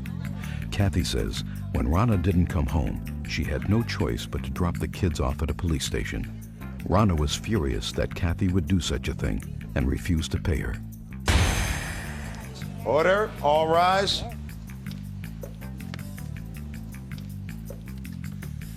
Now, this is case number 175 on the calendar in the matter of Burgess versus Rojas. Parties have been sworn in, Judge. You may be seated. Have a seat. Have a seat. And Ms. Burgess, your complaint alleges that you babysat for the defendant's two children. You had an agreement with her that she was to pay you $125 for babysitting for her children from when to when? Well, she actually said $100 and $25 for food, and it was from Friday night at 8 o'clock until 8 o'clock the next day, and that she would pick up her 8 p.m. kids. the next day? Right. So for a 24-hour period? Right. And had you babysat for her children before? Absolutely. And had been paid? No, I had not been paid. I babysitted one night when her little girl was out crying that her mom was on drugs. I did that as a charity cause, you know, just to be a good person. I did it a second time. She had claimed that I babysitted her for a few hours. She claimed that her mother was alongside the roadside, and it was an emergency, and she had to go that time. She offered to pay me that time. I didn't take it. Later on, my son said that she was all dressed up to go out for the evening, and... So you had taken care of her children before on a few occasions, but had not been paid? That's right. But on this occasion, you were going to be paid. Why? Right. Because it was going to be a long time, and because I had other plans. We had other things to do. It was going to be for a long period of time. When did she contact you about these plans for Friday to Saturday? It was approximately 30 minutes before 8 o'clock. On Friday night? Right. Is that correct? Yes, I believe so. Well, where were you going? I was going to Fontana, California. For what? To take care of some business, to look for some trucks, some 10-wheeler trucks. My mom was originally supposed to babysit. An hour before I got ready to go, she reneged and she said that she wasn't feeling well, that she could not do it. So that's when I called Kathy. I called Kathy at about 7:30 that evening. I asked Kathy, would she be able to babysit for me? She asked me, how much would I pay her? I told her I'd be gone until 8 o'clock, probably somewhere around 8 o'clock, 9 o'clock that Saturday evening. Kathy asked me, could I pay her up front all of the monies? I told her no. I said, I'll give you half now and half upon my return. So did you give her half? Yes, I did. I How gave much her the did you- $50. Is that correct? She gave me $50. But Okay. she also said that she was going to give me $25 for the food. Okay, assuming that's correct. Assuming that she said she was going to give you $25 for the food for 24 hours that you were going to watch her 2 children. She gave you $50. So that means she owed you $75. Is that correct? Right. Well, she didn't come She's back. not being honest. Just a second. Assuming that that's correct. Yeah. I haven't said it's correct, but assuming that's correct, that means that at this point, if she came home at 8 o'clock on Saturday night, you would have gotten another $75, correct? Right. What happened at 8 o'clock on Saturday night? Well, there was no call, and I waited up all night for her, and I paged her several times at long distance. She never called. When in the morning, when I finally spoke to her, she said her pager was off. And then, and on and on and on. I mean, you know, my kids know too. On and on and on. I mean, your complaint goes on for a long period of time. You left your children with a neighbor for 24 hours, and then you don't show up. Okay, what happened, the deal was, I told Kathy that I would be returning that Saturday evening. I told her, however, if I did return too late, that I would not disturb them and wake them up. I said I would not disturb them and wake them up, but I called. Why didn't you come back for your... Look at me. Why didn't you come back for your children when you were supposed to? Because we were driving, and I didn't want my Who was driving? My boyfriend. He was driving, and I didn't want him driving. That time of night, he had no sleep, and I didn't want him driving from that evening until that morning. I didn't feel safe. When I spoke with Kathy, I did call. Brittany said that you sat there and listened to me. It would not pick up the phone. It's not true at all. Just a second. I mean, quite frankly, I've read I've read your complaint and I've read your answer. I find both of your actions absolutely outrageous. Yours and hers. Because what you did when she didn't come back is you took her children to the police station. That's an outrageous thing to do. Miss Burgess? Right. 24 hours after, and I had other things to do. No, just a second. Whether you had other things to do or not. Compassion for her She abandoned her children. Listen to me. And I had compassion. I was crying and everything. I had compassion. I felt really bad. Children. Her child was out of control. She had slammed my son in the back. He has rollerblades in the back of his thing. Miss Burgess, did you call? You had her mother's number. Hey. I had not her mother's number. Just a second. Her daughter did. Fine. If her daughter had her grandmother's telephone number, and if things had gotten that kind of out of control... We called on Sunday to come get her. Hey. Why didn't you just let her call her grandmother, you get on the phone and say, I cannot. It's Sunday morning. I have plans. The kids are not getting along because according to your complaint, all the kids were not getting along well. That's what we did. And that's what I didn't understand. Just a second.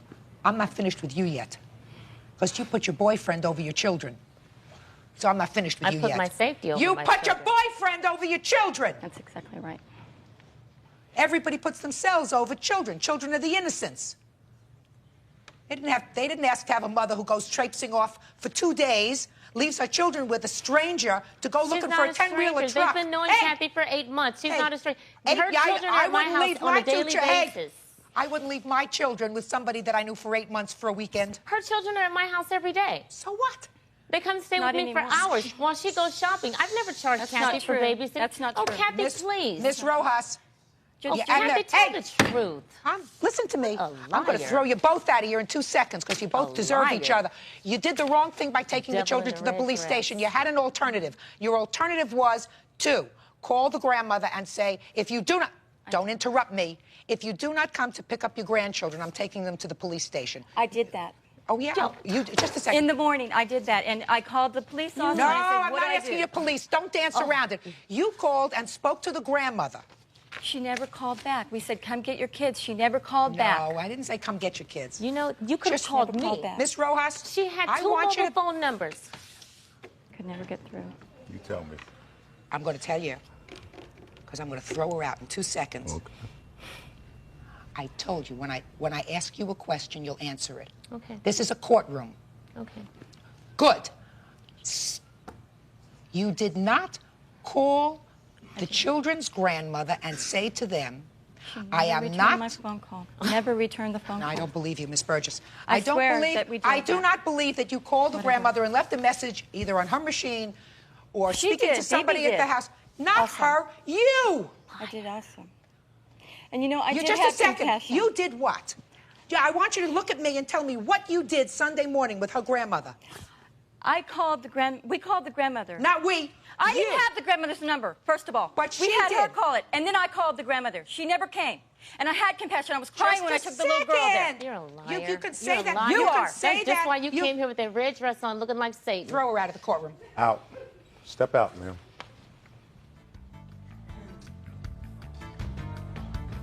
Judge Judy continues in a moment. I feel sorry for your children. You are clearly an unfit custodian for your children. It's just too bad that they don't have alternatives. Real cases, real people. Judge Judy. Kathy Burgess wants to be paid for babysitting Rana Rojas's children. Rana says she won't pay the bill because Kathy dropped her kids off at a police station when she was late getting home. Bert, is she ready to come back into the courtroom? Yes, Judge. Good.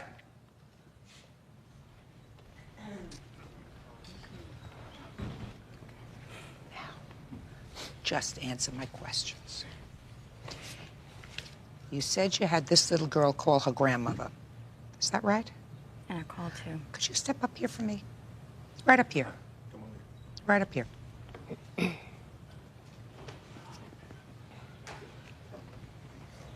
Tell me your name. Brittany, How old are you, Brittany? 9 years old. Okay. You know about telling the truth? Yes, You know how important it is to tell the truth in court? yes, So if I ask you some questions, you sure you're going to tell me the truth? yes, Brittany, you remember staying with Miss Rojas? yes, Do you remember when your mom left? yes. Can you tell me what your mom told you when she left? My mother told me that... Look at me. She told me that she would be back Saturday evening, and she said if she didn't, she would call. Do you know where she was going? Yes. Where was she going? She was going to Fontana, I believe. For what? For looking for a truck with her boyfriend. Do you know why you weren't staying with your grandma? Because my grandma had denied it. Had said no. Yes. That she wasn't going to babysit. Yes. Do you spend a lot of time with your grandma? Yes. And you know her phone number? Yes. Did you call her on Sunday? Yes, but she was not home. She was probably either sleeping or at work. So you didn't reach her when you tried. Do you know if Miss Burgess tried to call her on Sunday? No. So nobody else tried to call her all day Sunday? No. And how many times had you tried to call her? I tried to call her twice. And there was no answer? No. What time did you try to call? I Grandma? called her at 11:45, Mm-hmm. between 11 and 12. What time did you get up Sunday morning? Sunday morning, I got up at 10:30 p.m. 10:30 a.m. So you were up late Saturday night? Yeah. How late were you up? Up until 12:30. What were you doing so late? We were playing, and we were, like, watching TV. Any problems in the house while you were there? Were you fighting with those two kids over there? No, we weren't. Has your mom ever left to go away on weekends before with her boyfriend? Once. You like this boyfriend of your mother's? Yeah, Yes or no? sort of. How long has she had this boyfriend? For about 7 or 8 months. Mm-hmm. Does he ever stay at your house? Yes. Mm-hmm. Okay. You're a nice little girl. Thank you. Smart. You do well in school? Yes. Mm-hmm. Good. Looks to me like you do well in school. How'd you feel when you went to the police station? I felt scared, and I felt like Kathy didn't want us anymore, and Kathy didn't like us. Before you went to the police station, did you try to call Grandma again? Yes. What happened? She had answered, but she had said, I can't come and pick you up because she was cooking, and she had to go to the doctor. Who spoke to her? Me. Did Kathy speak to her at all? Yes. Kathy had said that she didn't need my grandmother. Who did she say that to? My mother, my grandmother. When did she say that? She said that right before when we went to the police station. Okay, go and sit down.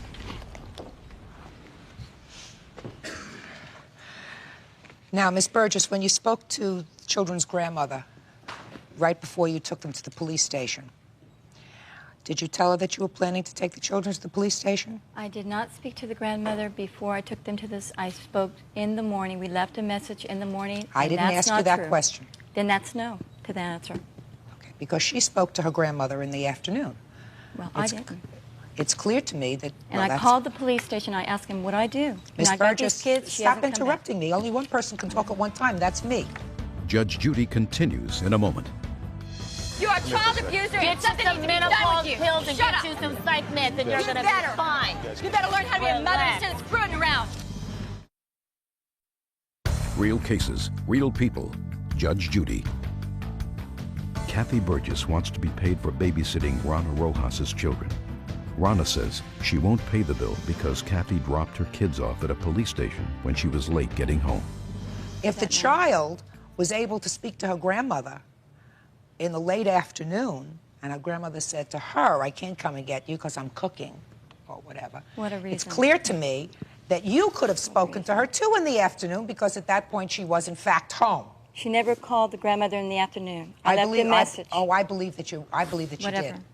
I believe that she spoke to her grandmother in the afternoon because it... Anyway. Okay. I believe that she did because this child would not tell me something that would be hurtful to her. What about my children? You don't care about talking to them? I'm not interested in talking to your children. For what reason? Because he has an injury on his back. Listen to and me. things like that. She did. Listen to me. Miss Burgess. Miss Burgess, that's not what this case is about. I'll tell you what this case is about, Judge Judy. This case is about she left her mother she left her kids for 2 days. I agreed for 1 day. Her child was out of control because she was hurt that her mother didn't keep a promise. I had no alternative. I didn't know she was going to come back and get her kids. Maybe she would have been a week. That's bull. Listen to me. So I mean, I had no alternative. I felt bad about doing it. I was crying at the police station. I just really wish you would start telling the truth. I wish you would. Let me come tell get your kids and keep your promise. You're hurting Miss your kids Burgess! also.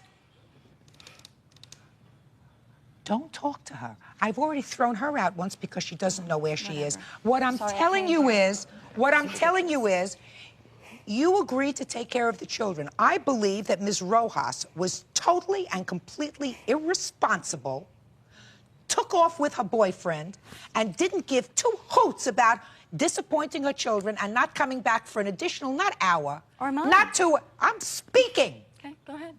Not 1 hour. Not 2 hours, not 3 hours, but another 24 hours before she showed up for her kids. That's irresponsible. That's right. No question about that. What I'm suggesting to you is the children are always the innocents. That's right, they are. And they should not have been taken to a police station until every other possibility was exhausted. And that meant, Miss Burgess, whether you like to acknowledge it or not, spending the entire afternoon on Sunday trying to reach their grandmother and saying to their grandmother, I can't control all these 4 kids together. They're not getting along. I have no alternative at this point, but if you don't come to get them, I'm going to have to take them to the police station. I believe that you had a responsibility to do that. And, Miss Burgess, you can dance around from today till tomorrow. You did not do that. I left a message to the mother. I That's did it. Not That's what good. the police told me to do. That is not good enough before you take children to the police station. As for you, Miss Rojas, it's everything is called a mother these days. You clearly have a boyfriend that interests you more than the welfare of your children. Let us assume I believe what you said, which I don't. Let us assume I believe what you said, that you didn't want to drive late at night with your boyfriend on Saturday night because you didn't feel safe. And it was already late at night. So you check into a motel with your boyfriend, and you sleep from 9 o'clock p.m. until 2 o'clock in the morning from wherever you are. That gives you 5 hours sleep, more than enough time to be fresh, so that when your children get up first thing Sunday morning, you're home, 7 o'clock in the morning, with your apologies to Miss Burgess for not being home at 8 o'clock when you said you were going to be home. Right. You didn't show up at the police station till 6 o'clock Sunday night. No, where were you? No, I got there before 6. Where were you all day Sunday? All day Sunday we were driving. It took us 8 hours to drive. Well, let me ask you this question. It took 8 hours to drive from San Diego. We ended up going, after Fontana, we went to San Diego. Why did you go to San Diego? because we wanted to. She was aware. She was aware. I want to tell you something. I have phone records where I stayed on the phone with Kathy Sunday morning at 9 a.m. and 11 for 6 minutes and 4 minutes. I feel sorry for your children. 6 minutes and you 4 are minutes. clearly an unfit custodian for your children. It's just too bad that they don't have alternatives. I don't believe so. Well, I'm telling you, I believe so, and I've been around probably longer than you've been alive. So you are unfit to take care of your children because what you did was place your pleasure time over the welfare of your children. Judge Judy will continue in a moment.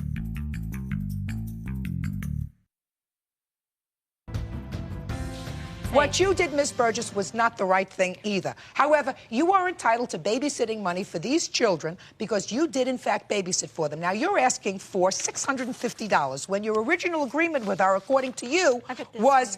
When your original agreement, according to you, was $125, according to her, $100. So even if I give you the benefit of the doubt and you kept the children an additional 24 hours, that would be an extra $125 or $250, not $650. That's not exactly. Please let me explain my case, okay? I'm giving you $250, madam. You are lucky you're getting it because you are lucky that you're getting it. $250 for the plaintiff. Parties are excused. Step out. Whatever. Judge Judy will continue in a moment. And on the next Judge Judy. Hell, look at this. Okay. Kathy, please. Look what your daughter did to my son. You don't care? You're out screwing around with your boyfriend. You're a liar. You shut the hell up. I think you're trash. You're not worthy to have kids, and you ought to go get rid of your kids. And you also burned the little girl because she came over and asked him. You didn't want to come get your kids. You want to go to Nuggetown. You're putting on a big show, aren't you? I don't care. Oh, look at you. That's right. Relax, you have a heart attack. Shut up, Miss Piggy.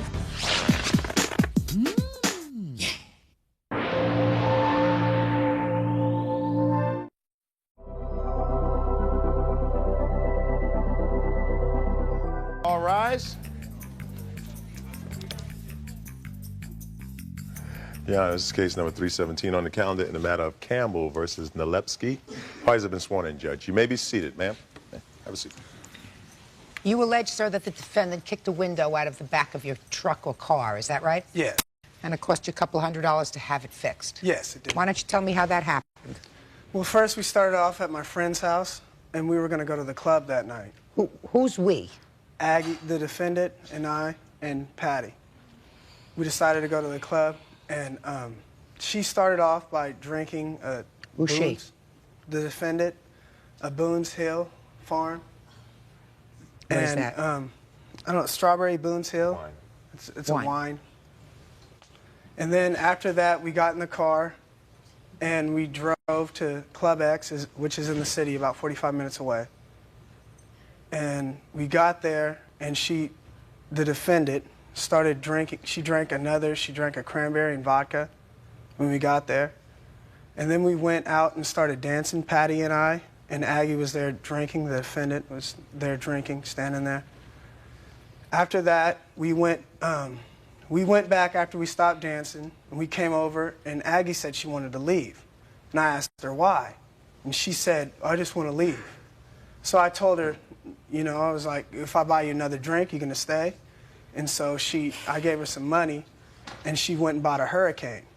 What's a Hurricane? It's mixed with like 5 or 6 different drinks. Like, it's mixed with gin, 151. What's 150? Rum. And after that, me and Patty went back to dance again, and Aggie went and sat down and started talking to this guy. And I guess she was drinking then, too. She drank a beer, so I don't know what else she drank, because I wasn't there. I was out there dancing, but I saw her drink a beer. And then after that, after about 20 minutes, we stopped dancing. We came out, and we seen that she was just sitting there. And so after that, we just left. We all left. We got in my car, and we started... The three of you? The three of us got in the car. I helped her to the car, actually. And when we were driving on the freeway, she says she's hot. So me and Patty, the witness, rolled down the windows, and she was still hot. So she was trying to open the back window. And what kind of car do you have? It's an Astro van. I have a picture of So it has a back pole window? It has a side window. And And then she proceeds to put her feet on the window to try to open it. And I'm asking the defendant, what is she doing? And by this point, she's pressing on the window very, very hard. And I look back, and as she's doing that, pressing on the window with her feet, like bench pressing it, it breaks. And I went like this, and it was a loud sound, a very loud sound. And I'm all, Aggie, what did you do? And then after that, we drove back to Concord, and as on the way, there was glass all in the car. And I told Aggie more than, I'd say, 6 times to get out of the glass and stop playing with it, because she was playing with it with her hands. That's how intoxicated she was. And I told her to get out of the, out of the glass. And she passed out on the seat. So when we got back to Concord, she was telling me, I'm sorry. And I didn't yell, I didn't do anything, because I do that to some people, but we were best friends. So I didn't really understand why she did it, because there was no reason for her to do it. She did it, according to you, because she was drunk. Yeah. So you don't have to understand what happened. Mm-hmm. According to what the menu of alcohol that she imbibed during the course of that evening, she didn't know whether she was in the back of your car or in the Concorde. Mm-hmm. So how much did this window cost you? $206, and here's the receipt right here. All right, Aggie, let's hear your end of it. Well, Your Honor, just to put it blatantly, he did not see me do it. She did not see me do it. They did not hear me kick the window open. As far as I'm concerned, when the window shattered inside of the car, like he said, when you kick out a window, where does the glass go? It goes outside. There was bits of pieces of... Let's start out with the hurricane. Sure. Not a problem. How old are you? 21. At least I was the only one that was 21 drinking. Yes, I didn't know. 21. Mm-hmm. You know how stupid women look when they get drunk? Sure. Do you have any idea of how... Who are you? I'm her mother. Well, I'm sure your mother has told you. If she hasn't, she should have. You know, there's nothing more disgusting than a sloppy woman drunk. Sometimes I think sloppier than a man, but maybe that's just because I'm a woman. And if you're 21 years old, and you have therefore a license to drink, doesn't mean you have to make a fool of yourself. Now, you were pretty sick. I read your papers. I mean, you felt pretty uncomfortable that evening after you had had so much to drink. Why did you drink until you felt sick? Why? Why? We were all drinking. I didn't ask her. Listen, I don't care about them. Okay. Why did you drink? Why did I drink? Until you got I didn't get blotto. sick. I didn't get sick. I did not get sick. We were drinking through the whole... We started drinking earlier when we went to Patty's house. We had a shot of E&J. Then we proceeded to go to another party. I was not at Patty's house. And then, well, no, you weren't there, but we drove to your house. And then we went to another party. Now sit here and tell me there are so many people there. I did not feel too well at the time. That's what you wrote in your answer. That's right.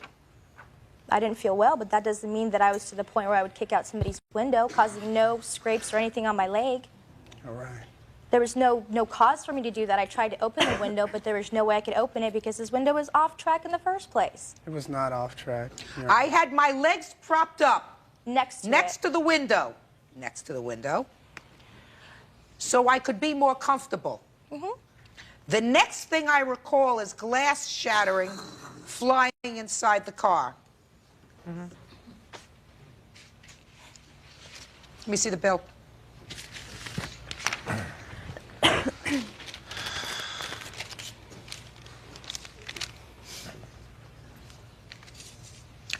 Were you there when your daughter got home? Yes, I was. Yes, I was. Now step up here. Tell me your name. Danuta. Does your daughter come home intoxicated often? No. But this isn't the first time. Not first. Judge Judy will continue in a moment.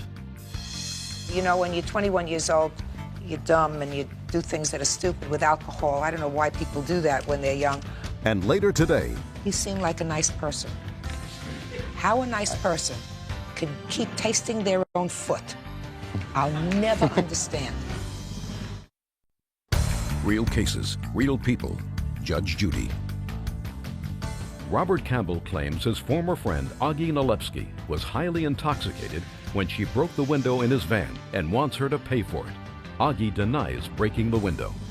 Aggie, you're going to do what you want to do. You know, when you're 21 years old, you're dumb and you do things that are stupid with alcohol. I don't know why people do that when they're young. But I'm going to tell you this. Aside from looking terrible when you're 21 years old or when you're 20 years old or when you're 51 years old and you've had too much to drink, you were lucky this time that all you caused was a little damage to his car. I'm not going to play Sherlock Holmes. You're in that car. You're in the back of the car. You got your legs propped up against the glass. You're drunk. The window shatters. I don't need proof beyond a reasonable doubt that you're the one who caused it. All I need here is some evidence, more than not, that you caused the damage to the car. And I find that you did. So you owe him $206. Judgment for the plaintiff. That's all. Thank you. All right, it's our excuse. You may step out. No problem. You got the back door to your right. And now the next case. Parties on Floyd versus Kleiman. Step forward, please. Disc jockey Michael Floyd says party planner Denny Plyman stole his watch and broke their agreement for Michael to DJ at a gay disco. Mr. Floyd, you're a DJ. Yes, ma'am. You do that full-time, sir? No, ma'am. What do you do full-time? I'm an office manager. But Saturday nights or Sunday, you go and operate one of those machines that you have at parties and play music. Sometimes Friday, Saturday, Sunday. Okay. Mr. Plyman, you, sir, are a party planner. That's correct. And according to your complaint, sir, you are suing the defendant for breach of contract. You say that you had a contract to perform your services as a DJ for him, and he canceled that contract. So tell me about it. Yes, ma'am. We had an agreement to do, I was the head DJ. There would be one other DJ. Incorrect. Mr. Plyman, let's understand the ground rules. Okay. He talks, then you talk. All right. Then I decide. Go. I was the head DJ. That's what we had decided. We had sat down while he was planning this event. It was called Detour at this other club, and there was another DJ who would DJ on the one Sunday a month that I would not make it. And we had That's incorrect. He only DJ'd the first 4 out of 12 detours, so he wasn't DJing 3 out of 4 weeks. Mr. Plyman, what word didn't you understand that I said before? All right. He talks, then you talk, then I decide. So don't interrupt again. All right. Good. How many, what's the word, gig? Gig. That would be good. That would be good? Yeah. We're in agreement. My children would be proud of me. We're in agreement there. How many gigs do you claim you contracted for with the defendant? May I look? I have a list of them. I don't know them off. There were so many. It was over like a 5-month period. Well, you're not suing for the whole 5 months. I'm suing for the ones that were canceled. How many did you actually perform? I think it was about a month or 2. 4. He has a problem. He really doesn't understand. I'm not going to penalize him because there must be a screw loose or something. I agree. Well, I've got the exact figure. It's 4. It's a very simple question. You'll tell me that in a minute, but right now, you see, I was focused on him, Mr. Plyman. Mr. Floyd, do you have a written contract with him? No, ma'am, we don't. Well, if you were going to have an employment contract that went beyond, say, a month or 2, it would seem to me that if you are in this business as a profession, even if it's a part-time profession, that you have something in writing. Wouldn't that sound right to you? Yes, ma'am. Normally I do. Yes. But Denny was my best friend, and I was helping him get a business started. Right. And I didn't feel that I needed that, but I do have from my date book that he and I sat down and booked these dates. Yes. So that's the only actual evidence that I have, and I'm just hoping that he will feel the need to tell the truth. Well, when you sat down and booked the events with him, what kind of parties were these, by the way, that you were booking? They're tea dances, which is a dance on Sunday afternoon. It's disco music. We do it at a country western bar. But once a week we do a regular disco fun music, not country music. And it's called a tea dance. It's called a tea dance. It's on Sunday afternoons. It No starts booze. at 5 o'clock. No, yeah, No. there's plenty of booze. Oh, so why do they call it a tea dance? That's the name for the booze. I the can tea. tell you why. Yes. It goes back a long time, about 20 years ago. People used to get together on a Sunday, and they would dish other people, or tell the tea. Gossip. And that's where it that I goes. understand. Right. That's where... Okay. After they've been to the the beach all day, or who was with whoever the night before, and Okay, I things got along you. that So line. they That's where the name the tea dance came from, and it escalated into where they'd have a DJ and there'd be dancing and people would have to be having fun. Sounds like fun. It is. Now, you were running these things, so you were like a promoter. That's correct. It's my production. And I assume that you will agree, Mr. Plyman, that at the beginning, when you set up this process, you did in fact sit down with Mr. Floyd. You were good friends. We were. And say, we're going to do these for 6 months. That's right. And these are the Sundays. Is that right? That's correct. And it's one thing that's important to show is he's been paid for every service that he has performed. I don't think that he's questioning that. Okay. Is that right, sir? Yes, ma'am. You were paid each time that you went. Exactly. How much were you paid, by the way? Sometimes was $200, sometimes $230, sometimes $220. Well, actually, that's the only thing we do have an agreement on. We sat down and did make a written agreement on that, and what we paid him was $235, and I've got a copy of that. Can I see that, please? What that included was his services, and then I paid for him to take the Amtrak down to San Diego and back, and then I either paid for his lodging or he stayed at my home. Now, is this a writing that you entered into? Just take a look at it. That would be our agreement that we based on what we said. One of the other things that's important is he said in his opening that he was the head DJ. That's in his mind. Would you look at that, sir? I asked you a question. Mr. Plyman doesn't know where he is. I'm going to remind him of that in a minute. No, ma'am. This is not. Michael, Just this a was second. made up Mr. afterwards, Plyman, obviously. you never saw that before? No. That's a lie. We agreed to that. Well, that was just your a second. payment. Mr. Plyman, if you talk to him again, sir, I'm going to end this lawsuit. And so far you're winning, but you're coming so close to losing because you don't know when to shut up that it's really very sad, because a trial is supposed to be a search for the truth. When a litigant who seems to be winning keeps shooting himself in the foot and yet appears to be an intelligent man, I don't understand that. Judge Judy will continue in a moment. Mr. Plyman, I'm going to give you some really good advice, sir. When you try to take over Judge's playpen, you're always going to lose. Real cases, real people. Judge Judy. DJ Michael Floyd says party planner Denny Plyman broke their agreement for Michael to DJ at a gay disco. Denny claims he had every right to fire Michael and owes him nothing. Mr. Plyman, one of the problems with this, sir, is I'm going to tell you what that is. I'm not going to consider it. He says he's never seen it before. And if, in fact, this was your agreement and you're a businessman, what you should have done was you sign it and have him sign it. I understand that. But, Mr. Floyd, do you have any proof of any engagements that you actually turned down at or about the time that your agreement, not contract, but agreement with the defendant was terminated? Do I have any proof? Yes. Not with me, Your Honor. I had turned down San Diego Gay Pride because he told me that I was going to work for him for 2 events that he was doing. He was doing 4, I think, and I was going to do 2 of them. I had offered, when we first had our disagreement, he brought up the idea that, you know, as somewhat of a severance pay, that I pay him $200 to afford him like 2 weeks down the road. He had a date. And me being a new businessman, a small businessman, I thought, you know what, I really want to do the right thing here. So I thought about it a couple of days, and then I called him back, and I said, you know, I would be happy to send you that $200, but I asked one thing. I said, I'm going to need you to sign an agreement. I finally clicked in and understood that I probably should have an agreement at this point in time, that this will be the end of our, I put the payment of $200 in 2 $200 increments will be paid by May 31st, and is provided as a goodwill gesture by Denny Plyman, owner of Focus Events. This payment will finalize our working relationship and any money is due of this date. And it's at that point that he got all pissed off, like I didn't trust him because I felt like he would take me to court or something, and he wouldn't sign that. Now, he never saw this, but I read it to him over the phone because I was going to send it to him, have him sign it, and send it back to me, and then I would have sent him the money. That's also not entirely true, Your Honor. Well, not entirely true, but did you call and discuss with him some sort of solution to this problem? I attempted. He never did. I attempted on several occasions to call him.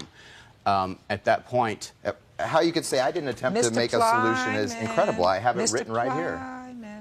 That's not proof. That could have been written at any time. Mr. Floyd, he did in fact offer you a couple of $100s to resolve this issue. Yes, and at he his did suggestion. And he did.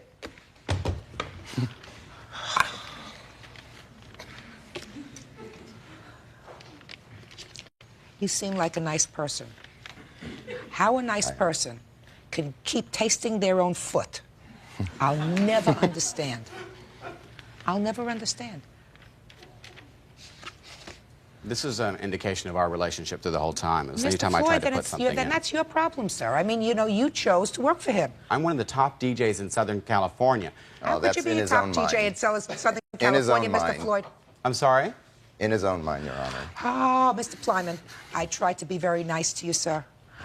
The truth of the matter is, you're your own worst enemy. Judge Judy is ready to rule.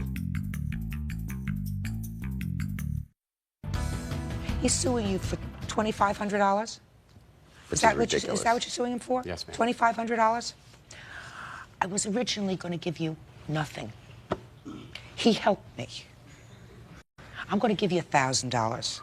That takes care of 5 weeks' worth of work. Thank you, Your Honor. Do you understand? That's all. Parties are excused. You may step out. Out the back door to your right. Judge Judy will continue in a moment. And on the next Judge Judy. That's all I wanted. I wanted the truth to come out, and once again, his mouth got him in trouble. I had other DJs that I worked with also. You weren't the only game in town. I was the only DJ other than John that you ever used at that T-dance. That's incorrect. Since then, I've used 5 other DJs. Yeah, because you fired me. Who did you use before me? I'm glad. I hope I never have to see him again.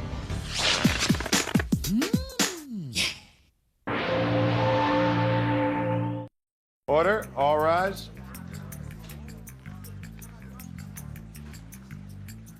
Judge's case number 347 on the calendar in the matter of Sanchez versus Henry. Parties have been sworn in, Judge. You may be seated. Well, each of you claim that the other owes you money. Just about the same amount of money, $2,600 change. Ms. Sanchez, you claim that this gentleman was living with you. He left owing you money for a variety of things, which you'll tell me about. You say you made a loan to her for lawyer, $1,500 for something. You'll tell me about that. So why don't you start from the beginning? How come the two of you were living together?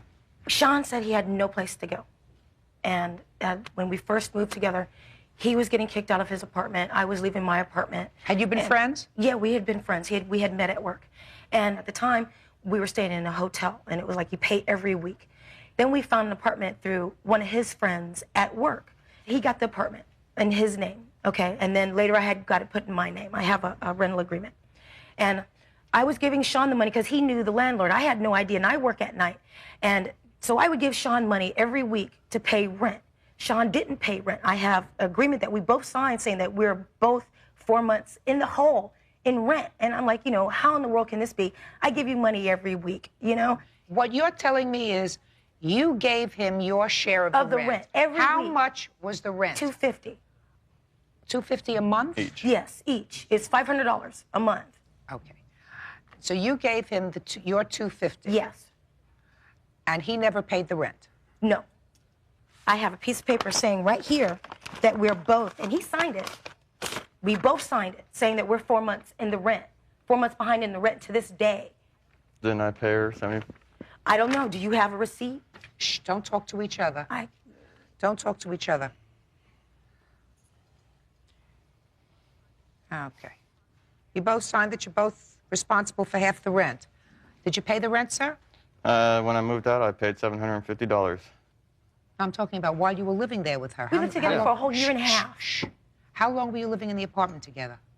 About a year and a half, 2 years. And did you pay the rent? Yes. All that time? Yes. No, he didn't. He's lying. Ms. Sanchez, Yes, ma'am. you have rent receipts? She had them all. Did you ultimately pay all the rent? Not yet. I am still in the hole because of Sean. How did that come about, that you're in the hole? Okay, Sean was unemployed. First, Sean moved out, okay, because me and Sean and my boyfriend were living together, right? And everything was fine, but we still owed her $2,000. The three of you were living in the apartment? Yes. And the rent was $500? Yes. So but then my, your share was... my boyfriend didn't really live there. He wasn't responsible for any of the rent. That was my responsibility. He didn't hardly have any clothes there, okay? He was just, You just told me there. the three of you were in living a there. two-bedroom apartment, in a two-bedroom apartment. Yeah. He had his own room. I had my own room. He had his company. I had my company. So my boyfriend didn't really live there. He had all his clothes someplace else. My boyfriend did. Sean was fired from his job, came crying to me that he didn't have any place to go. Okay, no place to go. He couldn't go live with his brother. They were having problems. He can go live with his father. They're having problems. So what you're saying to me, madam... So I let him move back in. I let him move back in on the agreement that he helped me with households. In May of 1997, sir, you signed an agreement that you owed her a total of, well, this would be $1,000, right? Because it says that total owing was $2,000. And Henry and Sanchez are responsible for 50% of the total, and you signed this, correct? So you acknowledged in May that you owed her $1,000. Yeah. Right? Did you pay her? I paid the landlord $750. No, no. I'm not saying what you paid the landlord. I'm saying what you paid her. Why would I owe her? Because I gave you the money every day to pay the rent, and you didn't, stupid. Now, you want me to dismiss your lawsuit? No. This is $2,000. Each of you owe half of that. So that's $1,000. Did you pay it or did you not pay it? I paid $750. I guess I still owe the landlord $250. When did you pay the landlord $750? July? When did you move out? July? No, shh. Show me the receipt. I don't have that. That makes this easy. So that's $1,000. What else does he owe you for? He bought, through his work, I got a VCR because he could get it cheaper from Dow Stereo. How much did you pay for it? $160. Okay. That's all the money that I gave him for the VCR. How much did you pay for the VCR? Got a receipt right here. Okay. $213. $213, and you gave him $160. Where's the receipt? I didn't ask Sean for receipts. Okay. Did she give you $160 for the VCR? Every day I get... You wanted a video camera. Listen to me. But you didn't. You each want money from each other. It would be very foolish. So you say you bought it for $160, and you're going to show me a receipt for $213. And you claim that when he moved out, why did he move out? Because he wouldn't do his chores, nor did he pay rent. The first month that he moved back in after he was unemployed, he went to Las Vegas, okay? That was on Memorial Day. Didn't tell me anything. And then he comes home, oh, I'm broke, I went to Las Vegas. Like, what the hell are you going to Las Vegas for? Oh, so I could see if I can win some more money. And I'm like, you've got to be stupid. And every day, that month that he was there and he was unemployed, I gave him money, because every day I had to go to work. Are you finished? Yes. What's the address of this apartment where you live together? 802. Apartment A. He didn't help me with the chores. He didn't help me take care of the I don't care. I'm not your therapist, madam. This is a court.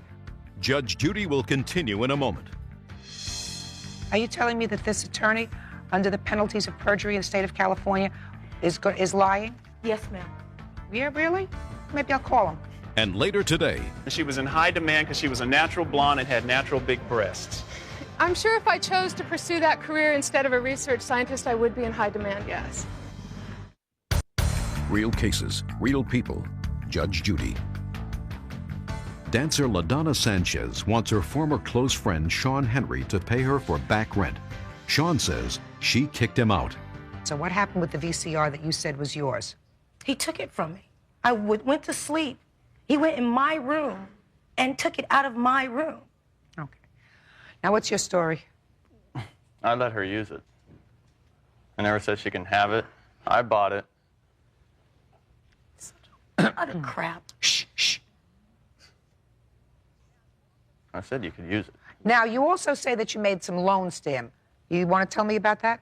The month that he moved in, since he was unemployed, he would ask me for money every day. I'm not talking, Miss, listen to me.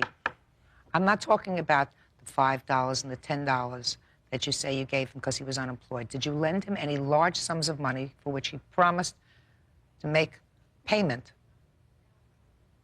not all at one time.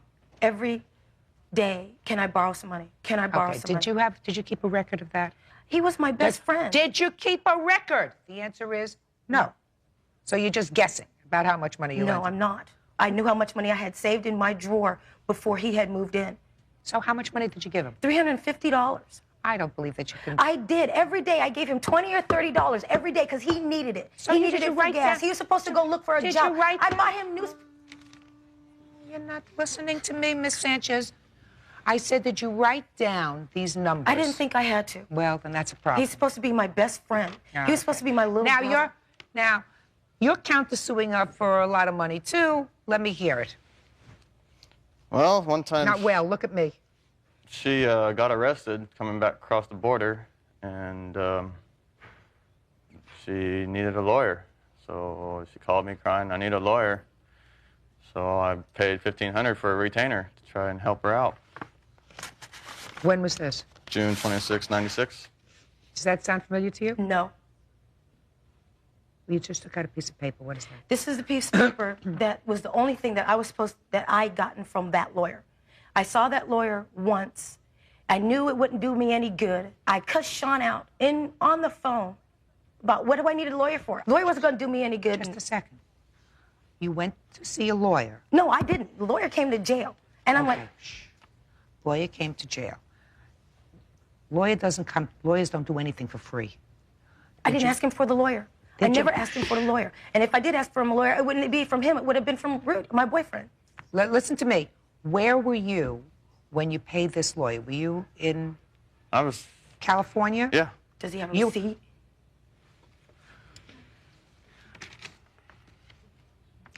I have a feeling you two people deserve each other because you are, Miss Sanchez, irritating me. And I'm just about ready to show you the door. Do you understand? Yes. With nothing. Not your $1,100, nothing, if you do it again. You got it?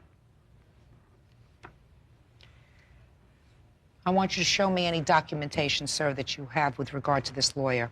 Right here. Can I see it, please?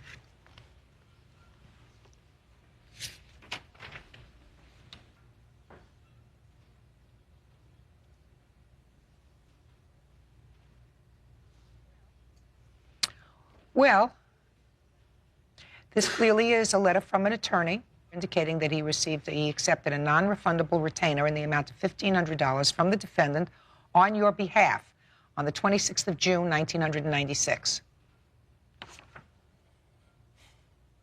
That's his ex-girlfriend's boyfriend's father. Why wouldn't he write him that piece of paper? Are you telling me that this attorney, under the penalties of perjury in the state of California, is lying? Are you? Yes, ma'am. Yeah, really? Maybe I'll call him. No, Maybe I'll call him. You want me to call him? Can you look at this for me for a minute? I asked you a question. Do you think I have to call him? No. Right. But he was never my attorney. I did not ask Sean to get me a lawyer. How did you find out she had been arrested? She called me from jail. I believe that, Miss Sanchez. I did not ask him. How would he know that you're in jail unless you called him? I did call him from jail. And what did you call him for? To say, how are you? No, we lived together. This happened a long time ago, correct? Did you ever sue her for this money?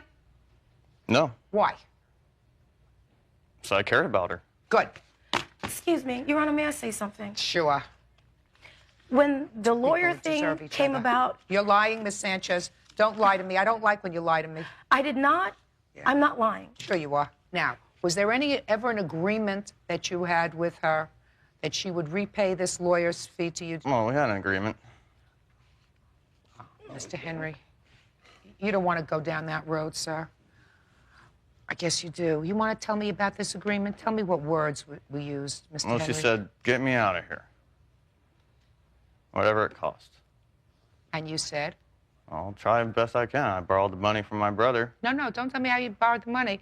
She said, get me out of here. Right? Yes. And you did? Well, I tried. Okay. No, an agreement to pay it back means get me out of here, whatever it costs, and I will pay you back. That's a contract. That's an oral contract. But you didn't have that with her.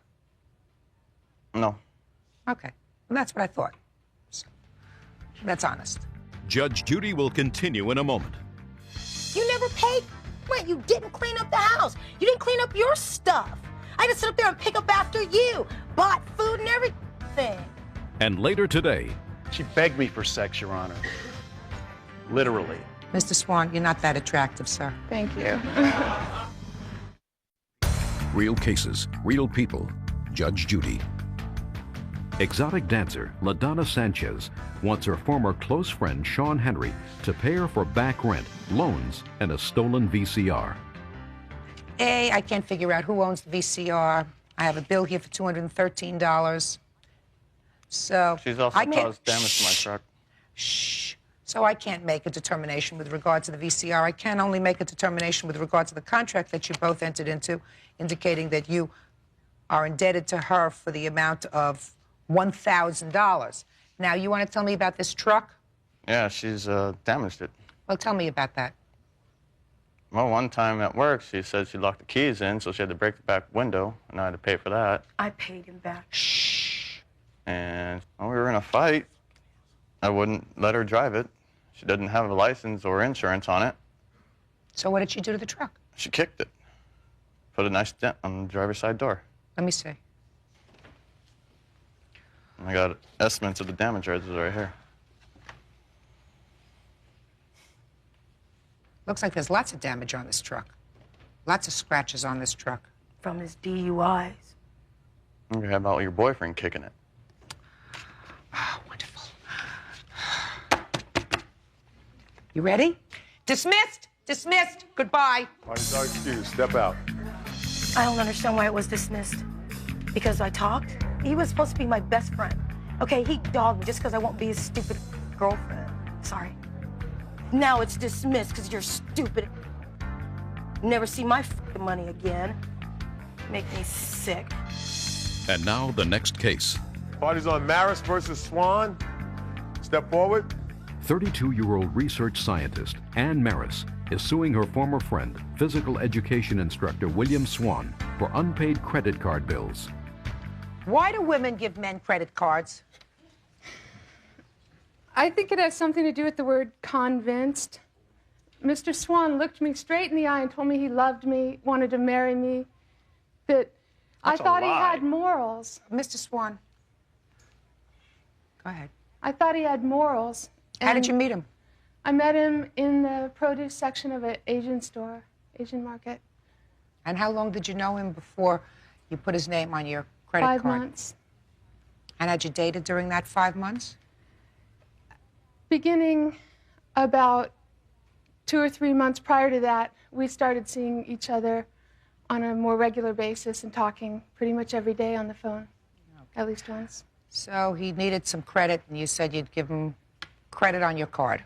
He said one morning I talked to him from work, and he said he desperately needed a refrigerator, that he was getting skinny, and that his brother wouldn't loan him the money, and that it would be about $500. And I told him I didn't have the money, and I thought we could find one a lot cheaper than that, as I had paid $100 for mine, and that I would be willing to let him put it on a credit card that had no other money on it, so we could be clear. And he had told me he was going to pay it out of his tax return, and he didn't know why his brother wouldn't loan him the money. Okay. To make a long story short, because Mr. Swan is going to tell me what his defense is, he ran up bills on the credit card totaling $1,500. Yes. Is that correct? Yes. And he does not dispute that. No. Is that right, sir? That's correct. But this is your defense, that you had an agreement with her. And your agreement was that as long as you maintained the payments on the credit card, that she would keep it open. Absolutely. But that there came a point when you took out a significant amount of money. How much, $1,100? Yeah. And that after you took out that amount of money, she closed the credit card down. Yes. So your defense is that she breached the agreement Yes. by canceling the credit card, and therefore you do not owe her this money. That's what your defense is. Something to that effect. Judge Judy is ready to rule. Well, why don't you tell me what I got wrong? Well, Why don't you? not that I don't necessarily owe, but the fact that she breached our contract with reference to me keeping the payments paid that I shouldn't have to pay because she cut it off basically out of spite because I wouldn't have sex with her. That's not true, of course. She begged me for sex, Your Honor. What is that? Literally. Mr. And I Swan, just, you know. Mr. Swan, you're not that attractive, sir. Thank you. What does this have to do about owing? She her thought so. Order. Well, sometimes love is blind. Mr. Swan, you're not serious with me, are you? You're not trying to tell this to me with a straight face that you don't owe the money that you took out on her credit card because she breached the agreement when she cut off your credit. I never said I didn't know it. You I sure never you said, as far as I'm concerned, she broke the agreement and I have no intention of giving her a dime. That's what I said. But That's I what didn't you say I said didn't right know here her. in your answer. Yeah, but I didn't Good. say I didn't know You her. owe her $1,500, judgment for the plaintiff. That's right. Parties are excused. You may step out. Judge Judy will continue in a moment. And on the next Judge Judy. And she was in high demand because she was a natural blonde and had natural big breasts. I'm sure if I chose to pursue that career instead of a research scientist, I would be in high demand, yes. I hope to see him in jail. Hope springs eternal.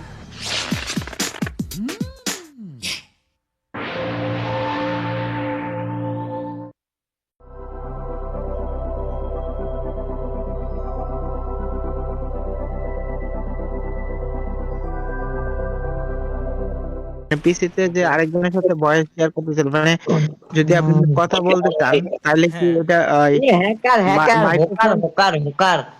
Microphone add করলে হবে নাকি আরো কিছু settings on করা settings লাগবে লাগবে OBS এ কিছু settings করা লাগবে অ্যাড করা লাগবে মাইক্রোফোনটা আর ওখানে ধরায় দেওয়া লাগবে যে মাইক্রোফোনটা ইউজ করতেছে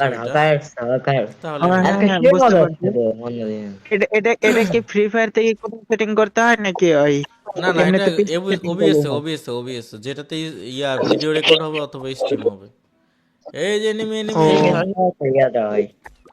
এই সামনে এই গুলো ফেলাম বাবা গুলাল খেলাম রাশা জিততে পারবো না আমরা আর জিততে হলে গুলাল খেলাতে হবে গুলো মারেন গুলো হ্যাঁ ভাই শেষ আপনি গুলো মারেন গুলো লুমারের ডটে মোরে ফুটে ঠিকই আমরা এই হ্যালো এই অ্যালকোহল যে ওর কিক মারবেন ওইটা মধ্যে আমি নাই ওর কিক মারবেন তারপর আমি নাদি মেডি যাইতেছি ওকে কোন আইডি নাম বললো ওই অ্যালকোহল ওইটা ছিল আমি ছিলাম ওই লগইন মারছি মাঝখানে পুরোবার মাঝখানেরটা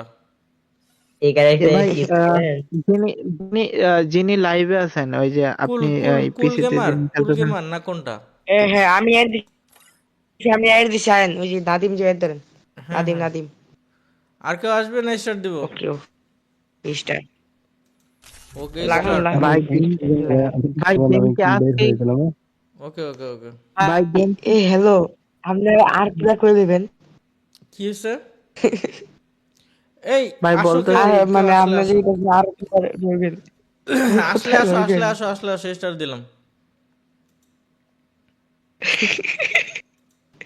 ও একজন বাইরে গেছে বলতাছি ভাই গোল্ড 3 তে কেন ভাই আমি খেলি না তো গোল্ড 3 তে থাকবো না ও হঠাৎ করে আসছেন আজকে নাকি আসছে কিছু কাজ ছিল অনলাইনের